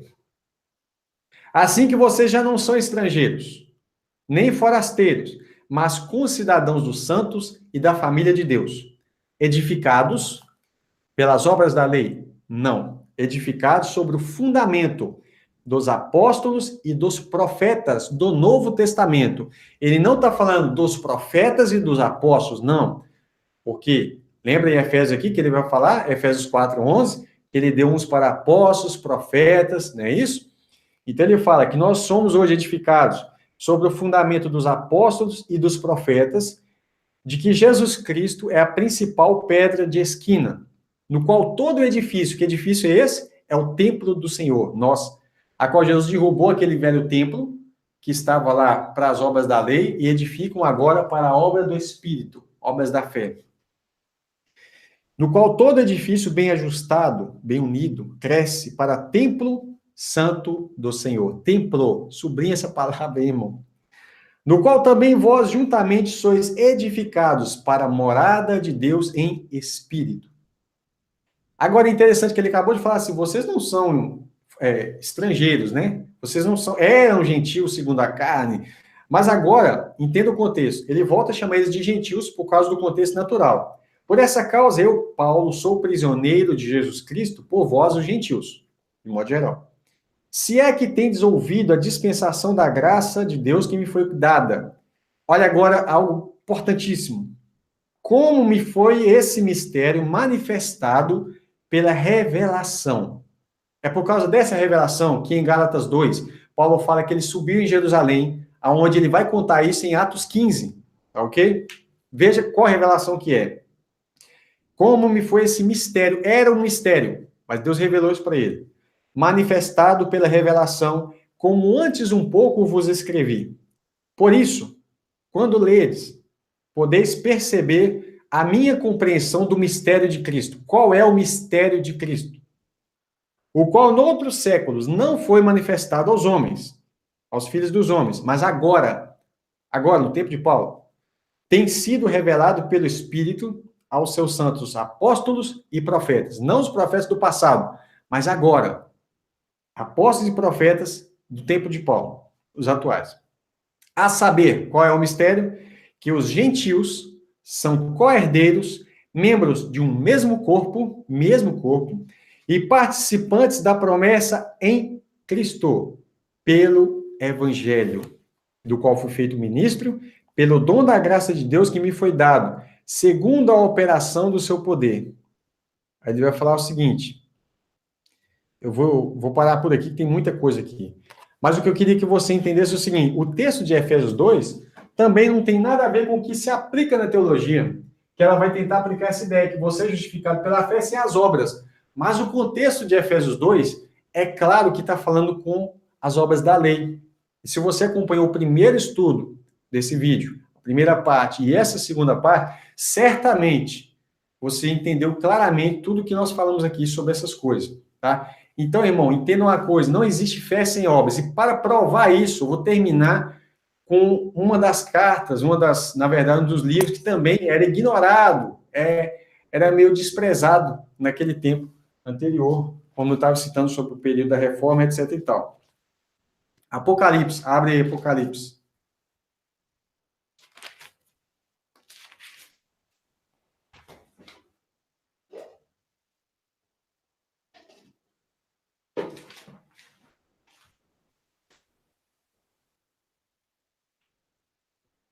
Apocalipse capítulo 2. Veja como é que Deus configura tanto o indivíduo, que ele fala assim, porque suas obras são más, né? Apartai-vos de mim, vós que praticais a iniquidade. Vinde benditos do meu Pai, porque eu tive fome e você praticou a fé. O que a fé diz? Deu de comer. Tiago 2. Vinde bendito do meu Pai, porque eu estive nu e vocês me vestiram. Vinde benditos do meu Pai, por quê? Porque vocês praticaram, não porque vocês acreditaram. Vinde bendito do meu Pai, porque um dia pregaram para vocês, vocês falaram amém, eu concordo e pronto. Não é isso. Isso não é fé, é uma fé morta. Vamos lá. Uma coisa é a impossibilidade de fazer algo. Outra coisa é a negligência. Vamos lá. Apocalipse 2, verso 1. A igreja de Éfeso, que ele acabou de falar, que acabamos de ler a carta de Éfeso. Escreve ao anjo da igreja que está em Éfeso. Isso diz aquele que tem na sua destra, na sua mão direita, as 7 estrelas, que anda no meio dos 7 castiçais de ouro, que são as 7 igrejas. Olha como é que Jesus, esse Jesus, olha como é que ele se dirige. Eu conheço as tuas obras, o teu trabalho, a tua perseverança, e que não podes suportar os maus, que puseste a prova os que se dizem ser apóstolos e não são. Aí, ó. E os achaste mentiroso. Sofreste, tenha paciência, eu conheço as tuas obras. Por que não fala assim? Eis que eu conheço a tua fé. Porque uma fé sem obra não vale nada. Ele está falando, eu conheço as suas obras. Olha, verso 3. E sofreste, tem paciência. Trabalhaste pelo meu nome e não te cansaste. Ou seja, obra estava boa. Mas ele fala assim ainda, olha. Tenho, porém, contra ti, que deixaste o primeiro amor. Veja bem. Porque uma obra tem que ser feita pela fé, com amor. Paulo fala, se eu dei o meu corpo para ser queimado, sem amor não vale nada. Aí ele fala, lembra-te, pois, de onde caíste. Arrepende-te e creia. Não, não em si. Ele arrepende-te e pratica as primeiras obras. Ameaça. Porque senão eu vou vir em breve a ti e tirarei do seu lugar o teu cartiçal, se não te arrependeres. Arrepende e pratica as primeiras obras, senão você vai deixar de ser igreja. Aí vai ser um clube de palestras. Palestras sobre Jesus, mas igrejas não vão ser mais, porque o castiçal é o símbolo da igreja. Quando ele fala para a igreja de Esmirna, Apocalipse 2:8, e ao anjo da igreja de Esmirna, verso 9, eu conheço as tuas obras. Olha, de novo, ele vai falar de obras. Ele não fala, eu conheço a tua fé. Por quê? Porque a fé é praticada. Não importa uma fé sem obras. Se não tiver obra, não tem fé. E não existe fé sem obras. A igreja de Pérgamo, olha lá o verso 13. Conheça as tuas obras. Conheça as tuas obras. Tá vendo? A igreja de Tiatira, verso 19. Eu conheço as tuas obras, o teu amor, o teu serviço, a tua fé, a tua paciência. E as tuas últimas obras são mais do que as primeiras. Tudo isso aqui está conectado com obra. Amor, serviço, fé, paciência, tá? Isso é aquilo que você pratica. Como que você age em relação à fé que você recebeu. E ele fala que as tuas obras são mais do que as primeiras. Aí ele vai falar, não, eu tenho contra você que vocês têm uma Jezabel aí, uma mulher que se diz profetiza, vocês estão tolerando ela. Verso 21, eu dei tempo para ela se arrepender, mas não se arrependeu, né? Vai falar com ela assim, ferirei de morte os seus filhos, no verso 23, verso 22. Eis que eu a porei numa cama e sobre os que adulteram com ela virá grande tribulação, se não se arrependerem das suas obras, e ferirei de morte os seus filhos, e todas as igrejas saberão que eu sou aquele que sou dos rins e coração, a mente e coração. E darei a cada um de vós, cada um de vocês, igreja, segundo as suas obras. Apocalipse 3. Vai falar o seguinte, verso 1. E ao anjo da igreja que está em Sardes, escreve, isso diz aquele que tem os 7 Espíritos de Deus, isso é Jesus, e as 7 estrelas. Conheça as tuas obras, e que tem nome de que vives, mas está morto. Olha, você tem nome de que vive, mas está morto. Eu conheço as suas obras. Eu sei que a sua fé é uma fé teórica. Você fala que ama, mas não ama, não pratica. Você é uma pessoa que, quando vai fazer, faz o necessário para cumprir para tirar um desencargo de consciência. Você até mete a mão no bolso e dá grandes quantidades de dinheiro para ajudar uma pessoa, um obreiro, por exemplo, ou um irmão que está necessitado, mas você é adúltero. A sua prática não é a obediência a Deus. Tem gente que acha, por exemplo, que chega na igreja, determinada igreja, tira lá as contribuições, dízimo, oferta, sei lá como é que eles vão chamar, mas aí tira lá, eu paguei o dízimo, então eu já cumpri o meu papel diante de Deus. Cumpriu nada não. O papel diante de Deus é obedecer a palavra de Deus. Mas vive no adultério, mas ele vive sendo mentiroso, caloteiro, não paga as dívidas que tem, né? Deus fala, eu conheço as suas obras. Agora ele fala a Filadélfia. Verso 8. Eu sei as tuas obras. Eis que pus diante de ti uma porta aberta, ninguém pode fechar. Tendo pouca força, guardaste a minha palavra. Isso é obra. Guardar, Jesus fala, aquele que tem as minhas palavras e guarda, ou seja, obedece. Aí ele fala assim, esse é o que me ama. E aquele que me ama, como que eu amo? Como eu tenho a fé praticada. Aquele que me ama será amado do meu Pai, e viremos e faremos nele morada. Tá ok? Olha lá. Agora, com Laodiceia, ele fala assim, no verso 15, eu sei as tuas obras, que nem és frio e nem quente. Olha, nem frio e nem quente.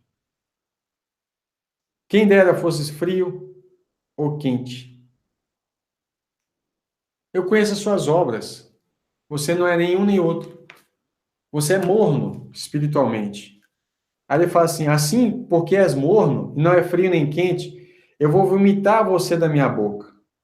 Né? Aí você fala, nossa, como que Deus foi severo com a Laodiceia. Severo, ela recebeu entendimento, sabe o que tem que fazer e não obedece. Aí ele fala assim, verso 19, eu repreendo e castigo a todos quanto amo. Sê, pois, zeloso e arrepende-te. Eis que estou à porta. Deus está falando isso com a igreja, irmão. Estou à porta e bato.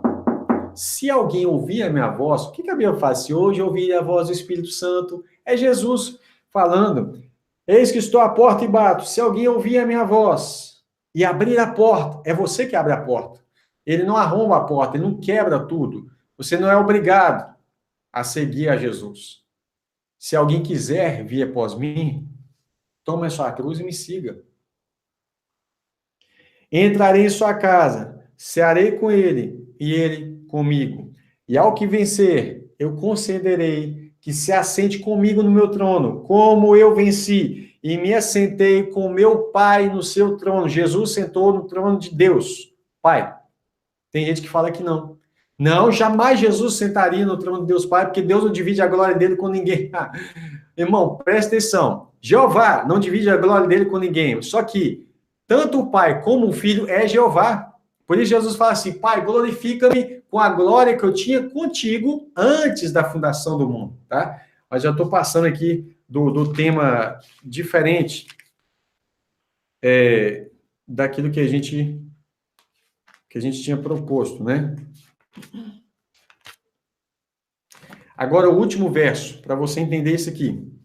Apocalipse 22, 12. Jesus disse, eis que cedo venho, e o meu galardão, a minha recompensa. Opa, a recompensa, você tem que ir lá para Romanos 2, versos 6 ao 8. A recompensa está ligado com Apocalipse 22, 12. Isso mesmo. Tá ok?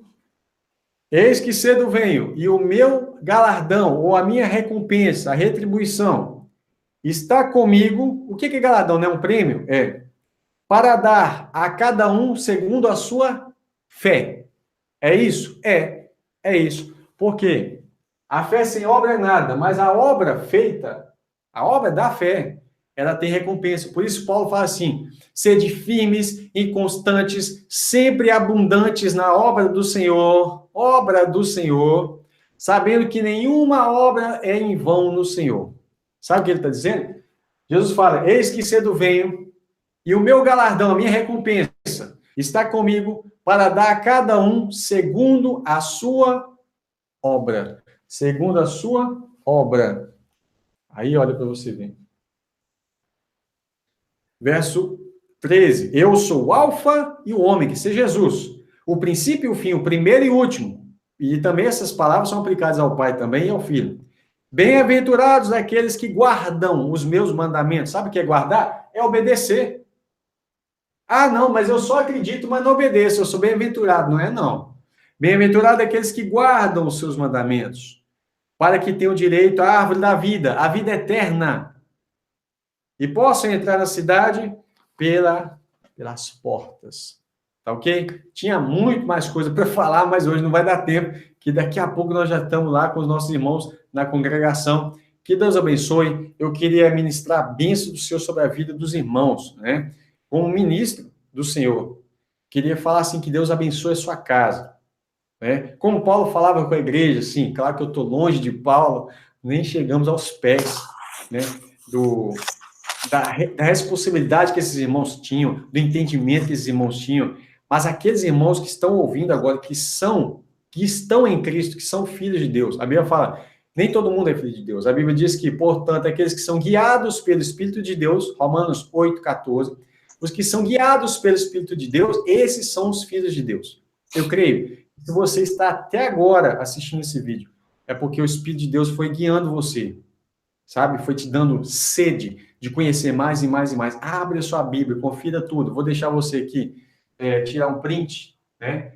Desse mapa todo aqui, fazer um mapa mental, tá ok? Se não deu tempo de você tirar, daqui a pouco esse vídeo vai estar ao ar para você assistir aí várias vezes, quantas vezes quiser. Eu queria que abençoar a sua vida. Não porque a bênção provém de mim, provém de Deus, mas eu queria ministrar uma bênção sobre os irmãos, que o amor de Deus Pai, que a graça do nosso Senhor e Salvador Jesus Cristo, e que a consolação do Espírito Santo de Deus seja com cada um dos irmãos que estão assistindo.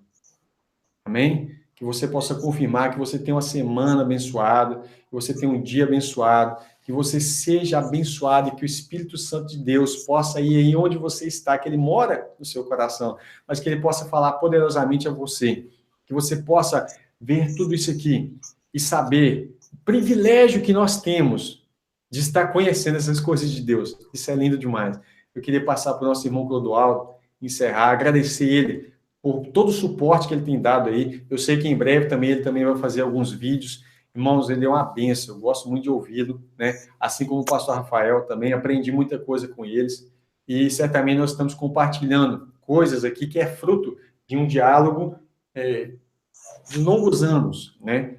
Já vai para, acredito, uns 5 anos ou mais que eu conheço o pastor Rafael, Clodoaldo, essa turma toda aí, são gente abençoada de Deus, que Deus abençoe vocês. Eu queria mandar um abraço para os irmãos da nossa congregação aqui e os nossos irmãos, novos irmãos da congregação de Fortaleza, no Ceará. Que Deus te abençoe, abençoe vocês, e se Deus quiser, em breve estaremos aí. Se tem algum irmão que está assistindo o vídeo, que é de Fortaleza, Ceará, entre em contato com a gente, eu vou deixar o meu e-mail na descrição do vídeo, para você entrar em contato comigo, para você fazer parte dessa congregação com os irmãos lá, tá ok? Deus abençoe, até logo mais, Clodoaldo, Deus abençoe.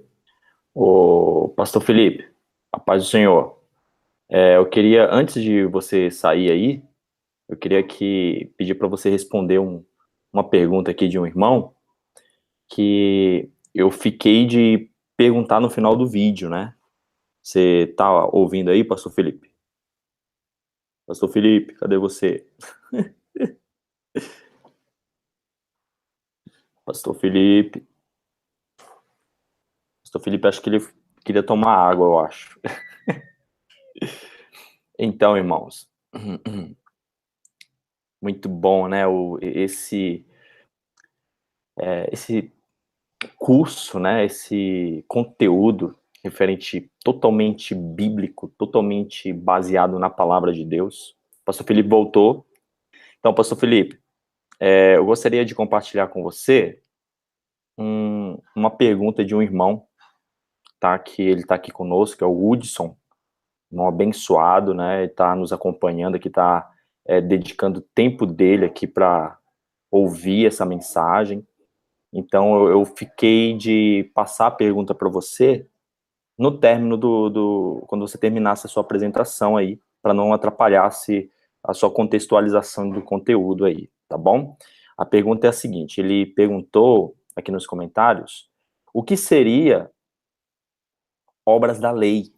Ele queria que você desse especificações, exemplos de obras da lei, de uma forma muito esclarecida, de uma forma muito clara, né? Apesar de eu já ter entendido que você já mencionou várias vezes isso no vídeo, mas, assim, vamos nos deter a essa pergunta e você responde, tá bom? Certo. Conforme o conteúdo que você apresentou aí, tá bom? Fica à vontade, pastor. Bem, é o seguinte, parte disso aqui que eu expliquei hoje, eu tinha desenhado isso há algum tempo atrás, alguns anos, eu não me lembro quanto tempo tem isso, eu desenhei isso aqui, ó. Se o irmão quiser tirar um print, eu vou colocar aqui, ó. Opa, esse aqui, parte do primeiro vídeo, ó. Inclusive, Clodoaldo, a gente vai disponibilizar esses slides para download, tá? Perfeito. Lá no vídeo. Tá ok? Tira um print aí para os irmãos lerem depois, tá ok? Vamos lá. Agora, a questão da figura e da realidade, é claro que eu vou ter que explicar passo a passo como que cada coisa dessa entra na nova aliança, não vai dar tempo de fazer isso hoje. Mas, irmão Hudson, a sua pergunta é muito boa. No primeiro vídeo de hoje, cedo, a gente explicou isso. Mas você fez uma pergunta assim, o que especificamente seria, tá? Vou colocar aqui um outro slide que eu tinha feito para explicar isso aí. Tira um print aí, ó. Opa, deixa eu posicionar ele aqui de uma maneira melhor. Ok. Beleza? Deu para ver nítido aí? Não deu para ver nítido, mas pode ser que depois dê para ver. Certo. E nós vamos colocar isso aí, Clodoaldo, para download também no site. Certo. Né? Em breve, se Deus quiser, vai estar disponível para os irmãos aí.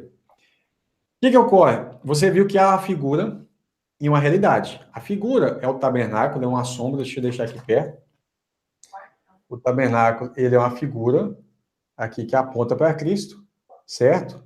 E só há um mediador entre Deus e os homens. Não é mais o tabernáculo, é Cristo, tá? Antes, como que os homens se chegavam diante de Deus? Primeira coisa, tinha que ter circuncisão, tá?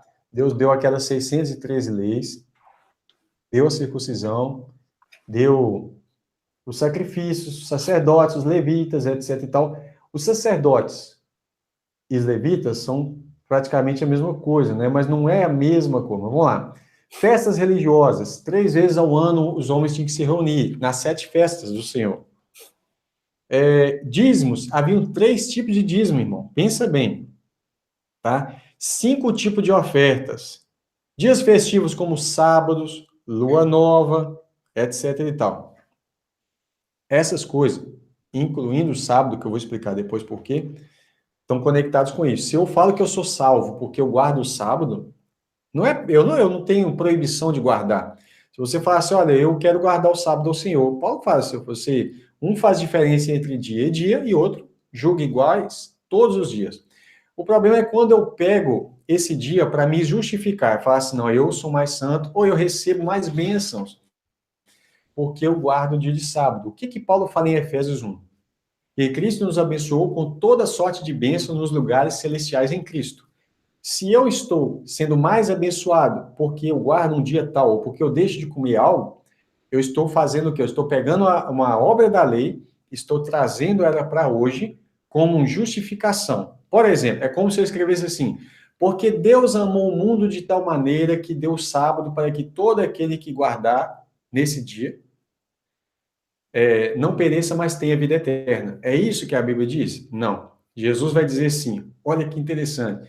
Ele fala, deixa eu pegar a Bíblia para a gente...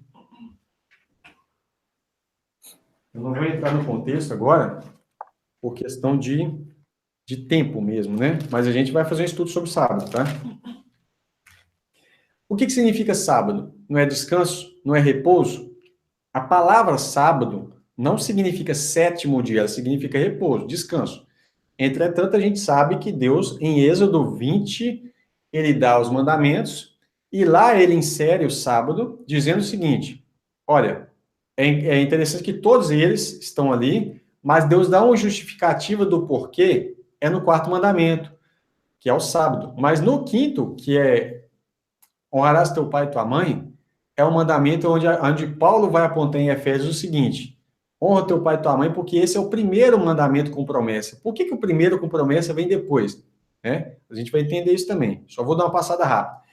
Êxodo 20, vai chegar a questão do sábado e vai falar o seguinte, você vai trabalhar 6 dias, mas o 7º dia você vai ter que descansar. É o sábado do Senhor. Por quê?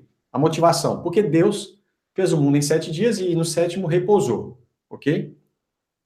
Agora, quando chega em Deuteronômio 5, há a repetição da lei, e lá, os 10 mandamentos estão iguais. Porém, no sábado, a motivação é outra. Aí fala assim, vocês vão guardar, vão trabalhar 6 dias, mas o 7º, vocês não vão descansar. É o sábado. E a palavra significa descanso.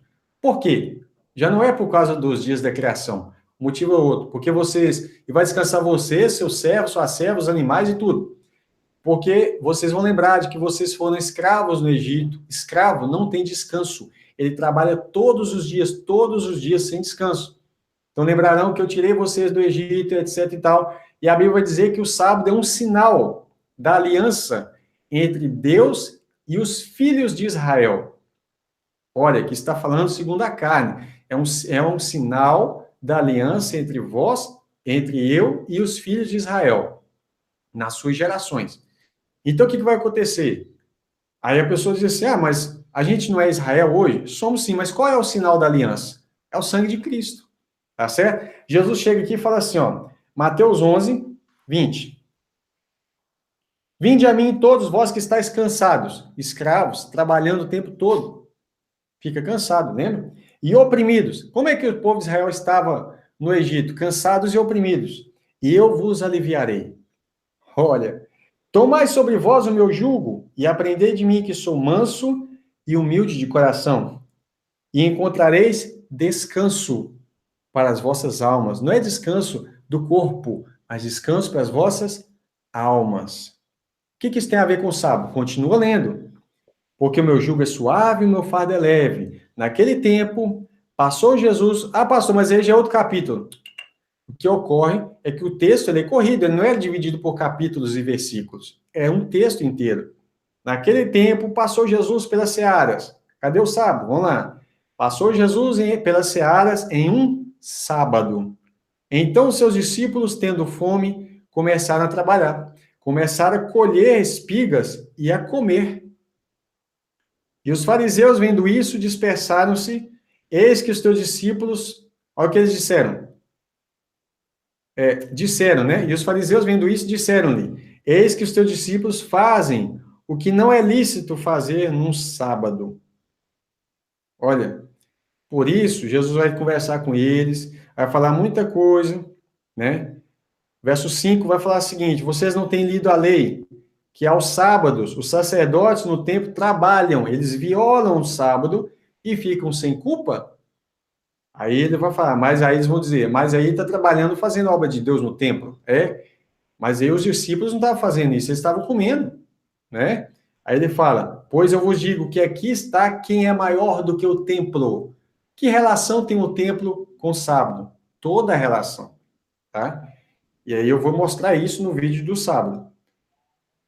Mas se você soubesse o que significa misericórdia eu quero e não sacrifício, mas espera aí, o que tem a ver sábado e sacrifício? Tem tudo a ver. Não condenarias os inocentes, porque o Filho do Homem, até do sábado, ele é Senhor. E partindo dali, chegou à sinagoga deles. Aí ele vai ter um contexto, tá ok? Ele cura no dia de sábado, faz o bem.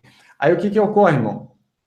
O sábado também ele entra nessa questão quando você aplica esse dia para falar que você é salvo só se guardar o sábado. Se você não guarda o sábado, você não é salvo. Pensa bem, qual o propósito de Deus com a lei? O povo sai do Egito trabalhando incansavelmente, todos os dias, sem parar. O faraó era um tirano e sobrecarregava o povo, cansados, oprimidos, sobrecarregados. Não tinham alívio. Deus tira ele do Egito e fala o seguinte, Deuteronômio 5, quando chega no verso do sábado. Fala assim, vocês vão lembrar que vocês eram escravos no Egito, trabalhavam sem descanso, então vocês vão trabalhar agora 6 dias e vai dar descanso para os seus funcionários, para os seus servos, porque vocês não vão ser como o faraó, porque eu tirei vocês da casa do Egito, da casa de faraó, e dei descanso para vocês aqui nessa terra. Agora vocês vão trabalhar 6 dias e descansar um dia. O seu corpo precisa descansar. Jesus fala, o sábado foi feito por causa do homem, e não o homem foi feito por causa do sábado. É isso que algumas pessoas tentam colocar sobre a lei. Você foi feito para guardar o sábado. Não, o sábado foi feito para você descansar. Então você pega uma pessoa que trabalha, por exemplo, domingo, tá? Vou pegar no Brasil. Ele trabalha domingo, segunda, terça, quarta, quinta, sexta, ele vai descansar no sábado. Agora, se ele pega o serviço na segunda, ele vai trabalhar 6 dias. Segunda, terça, quarta, quinta, sexta, e o próximo dia, segunda, terça, quarta, quinta, sexta e sábado, ele trabalha. Qual que é o dia do descanso dele? É o próximo dia. Mas se ele pega o serviço na terça-feira, ele vai trabalhar 6 dias. Terça, quarta, quinta, sexta, sábado, domingo, ele vai descansar na segunda. A segunda está sendo o shabat dele, está sendo o descanso dele. O que Deus está falando é que o homem, o sábado, o descanso é para o homem descansar. Mas agora, quando eu coloco isso para a condição de salvação, aí que é um problema. Aí eu estou levando lá para trás. Por isso, Paulo fala em Romanos, alguns têm iguais todos os dias, mas alguns faz diferença de dias e dias. Agora, nós precisamos conviver, suportar uns aos outros, até que tenhamos todos o mesmo pensamento. Tá ok? Agora, vou deixar citado aqui. As obras da lei. Anota aí, 613 leis. Claro que você tem que excluir aqui os 10 mandamentos, não vou colocar eles em si, de modo geral, como obras da lei na sua totalidade. Circuncisão. Ah, mas na nova aliança não tem circuncisão? Tem. Qual é a circuncisão? A do coração. Aqui nos torna uma nova criatura, tá ok? Sacrifícios de animais, né? Sacerdotes e levitas. Ah, mas a Bíblia fala que Deus nos fez reis e sacerdotes. Não da ordem de Arão, de Levi, mas da ordem de Melquisedeque. É outro sacerdócio. E o que a Bíblia diz? Mudando-se o sacerdócio, Olha aqui, ó, o verso-chave. Clodoaldo, não podia terminar esse vídeo sem esse verso. Hebreus 7. Olha aqui, ó. Hebreus 7, verso 12. Porque mudando-se... Verso 11. De modo que, se a perfeição fosse pelo sacerdócio levítico, que era a sombra, estava ligada à obra da lei, porque sobre ele o povo recebeu a lei, que necessidade havia, logo, de que outro sacerdote se levantasse, segundo a ordem de Melquisedeque, e não de Arão, e não fosse chamado segundo a ordem de Arão? Que necessidade haveria se a perfeição viesse pela lei? Aí ele fala, para que deveria levantar outro? Tem um porquê. Verso 12, porque mudando-se o sacerdócio, necessariamente faz-se mudança na lei. Sublinha aí, Hebreus 7:12. Porque mudando-se o sacerdócio, é necessário que haja mudança na lei. O que mudou? Aquilo que era sombra, agora não é mais feito, porque a realidade foi cumprida. Por isso Cristo veio cumprir a lei, veio dar cumprimento. Por isso o fim da lei é Cristo, a finalidade da lei era apontar para Cristo. Tá ok? Agora, deixa eu só dar um...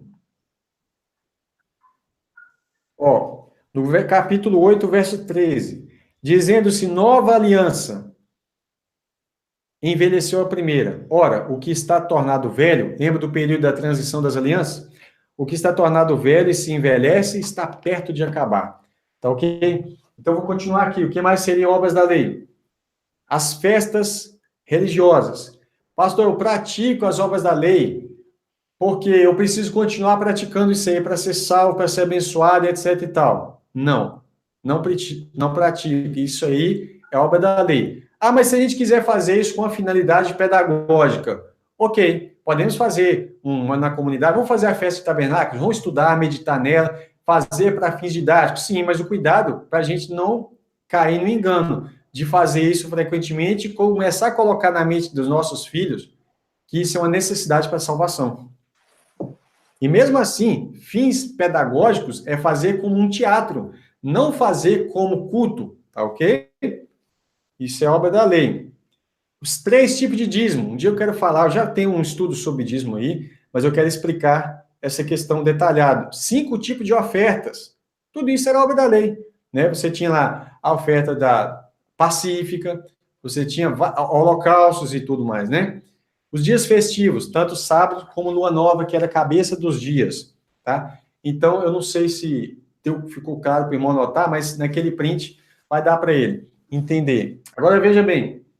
Então, o que está ligado na nova aliança? Gálatas 5,14, Paulo fala, porque toda a lei que agrada a Deus se cumpre numa só palavra, nesta, amarás o teu próximo como a ti mesmo. Tá ok? Gálatas 5,14. Toda a lei. Jesus fala isso também. Porque toda a lei se cumpre numa só palavra. Amarás o teu próximo como a ti mesmo.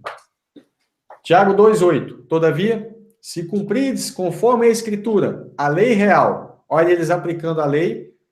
E Paulo vai falar o seguinte. A lei é boa se alguém usa dela legitimamente. Tiago e Paulo estão usando de legitimidade, aplicando na doutrina dos apóstolos o que estava lá. Ó. Se vocês cumprirem a lei real, o que é real? Real de rei, a lei rainha, a lei principal. Amarás o teu próximo como a ti mesmo, bem fazeis. Ou seja, fazer o bem. Como está escrito em Romanos 2, 6 a 8. Aqueles com perseverança em fazer o bem. O que é fazer o bem? Tiago 2,8. Amarás o teu próximo como a ti mesmo, que é obedecer ao mandamento do Senhor. Tá ok? Clodoaldo. Perfeito, pastor Felipe. É muito esclarecedor. Eu acredito que depois desse estudo, muitas pessoas terão muita clareza sobre esse assunto, que é um assunto que não se resolve de qualquer maneira. É necessário ter muito conteúdo, né, para desenvolver e depois compartilhar de uma forma didática, como foi compartilhada hoje, né, nesses 2 vídeos. Vocês viram que foi uma média aí de 3 horas de estudo só para falar da transição da lei. Então, assim, quero agradecer aí por esse conteúdo, eu aprendi muito, né? Eu quero agradecer a todos os irmãos que participaram, que dedicaram seu tempo para consumir esse conteúdo. A palavra diz que nem só do pão viverá o homem, mas de toda a palavra que sai da boca de Deus. Então isso é alimento para nossa alma. A gente precisa desses alimentos, e é claro, esse alimento só vai ter eficácia se a gente colocar em prática o que a gente vem aprendido aqui. A gente precisa praticar as boas obras que a gente tem aprendido. Então, eu quero agradecer todos os irmãos, quero agradecer ao pastor Felipe, né? Amém. Quero agradecer também aos irmãos que interagiram no chat, aos irmãos que responderam uns aos outros no chat. Quero que os irmãos... É verdade. Né? Quero que os irmãos saibam que nós aqui, né, nós estamos à disposição para compartilhar quaisquer informação referente a esse conteúdo que foi compartilhado. Caso tenha algum irmão que não tenha compreendido muito bem, basta entrar em contato conosco, que a gente vai ter o maior prazer de ligar para você, falar pelo WhatsApp da melhor forma e lhe esclarecer. Né? Nós temos muitos irmãos aqui que já estão nos ajudando, então a gente tem bastante irmão para nos ajudar com esses esclarecimentos. Né? Deixa eu pegar aqui e mencionar alguns irmãos que interagiram conosco aqui, tá bom? Eu sei que o pastor já tem que ir. A irmã Patrícia, o irmão Delei Alves, Maria Aparecida, Elizabeth Alves, Evandro Negri, Patrícia Lima, Eliana Gomes, Edmilson Emerick, Celso Alves, o nosso querido João Gilberto Silva, né, muito participante, muito obrigado, meu querido irmão. A nossa irmã Luciana Barroso, Deus te abençoe, minha irmã. Deixa eu ver, o irmão Israel também deu uma passadinha por aqui, não sei se ele continua assistindo, mas ele estava presente aqui conosco também. O Jô Gonçalves. Então nós tivemos muito, Johnny, nós tivemos muitos irmãos que participaram, que interagiram, que comentaram, então foi uma live, assim, muito edificante, tá? Agora... Seja libertador, né, Clodoaldo? Porque a palavra de Cristo e o propósito disso aqui é justamente o que Paulo falava, é ser libertadora. A mensagem tem que ser libertadora, né? E eu creio que alguns irmãos que compreenderam isso e que, porventura, estiveram presos nesse tipo de situação, agora, nesse momento, estão se sentindo livres, né? Verdade. O pastor vai orar por nós, pastor? 5:1. Paulo fala, para a liberdade que Cristo nos libertou, né? Verdade. O pastor vai orar por nós. Não para a libertinagem. Amém. O pastor vai orar por nós para encerrar? Amém. Amém. Deus abençoe os irmãos, né? Cada um de nós. Irmãos, eu queria dizer para vocês que eu tenho uma alegria muito grande de estar aqui com vocês, principalmente porque a gente sabe que tudo na nossa vida é muito passageiro. A nossa utilidade no reino tem que ser edificar uns aos outros. Nada faz sentido. Eu não me sinto mais preparado, eu não me sinto pronto, mas eu sinto a necessidade de expor para os irmãos aquilo que Deus vai ministrando no nosso coração. Clodoaldo, Rafael e outros irmãos, nós temos a necessidade urgente de passar isso, né? Mas eu sei que tem pessoas mais capacitadas para isso. Eu oro para que Deus levante as pessoas, dê coragem para elas ajudarem a ministrar sobre o coração dos irmãos.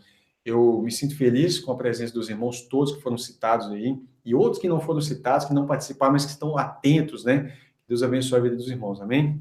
Senhor Deus, queremos agradecer ao Senhor a oportunidade de estarmos diante do Senhor na Tua presença. Pedimos ao Senhor que o Senhor venha estar poderosamente entrando em cada um desses lares, corações que estão abertos verdadeiramente para ouvir a Tua palavra, pessoas que ouviram a voz do Teu Espírito Santo e não endureceram o coração, mas deixaram o Senhor entrar e ministrar sobre a Tua palavra, sobre o coração deles. Deus, em nome de Jesus, queremos agradecer ao Senhor por tudo que o Senhor tem feito e por tudo que o Senhor ainda vai fazer, pelas portas abertas que o Senhor tem colocado sobre nossas vidas, em nome do Senhor Jesus, a porta principal. Amém, Deus. Amém. Obrigado, meus irmãos. Fiquem com Deus. A gente continua se falando no privado, no WhatsApp, ok? Deus abençoe. Paz de Cristo. Tchau, tchau.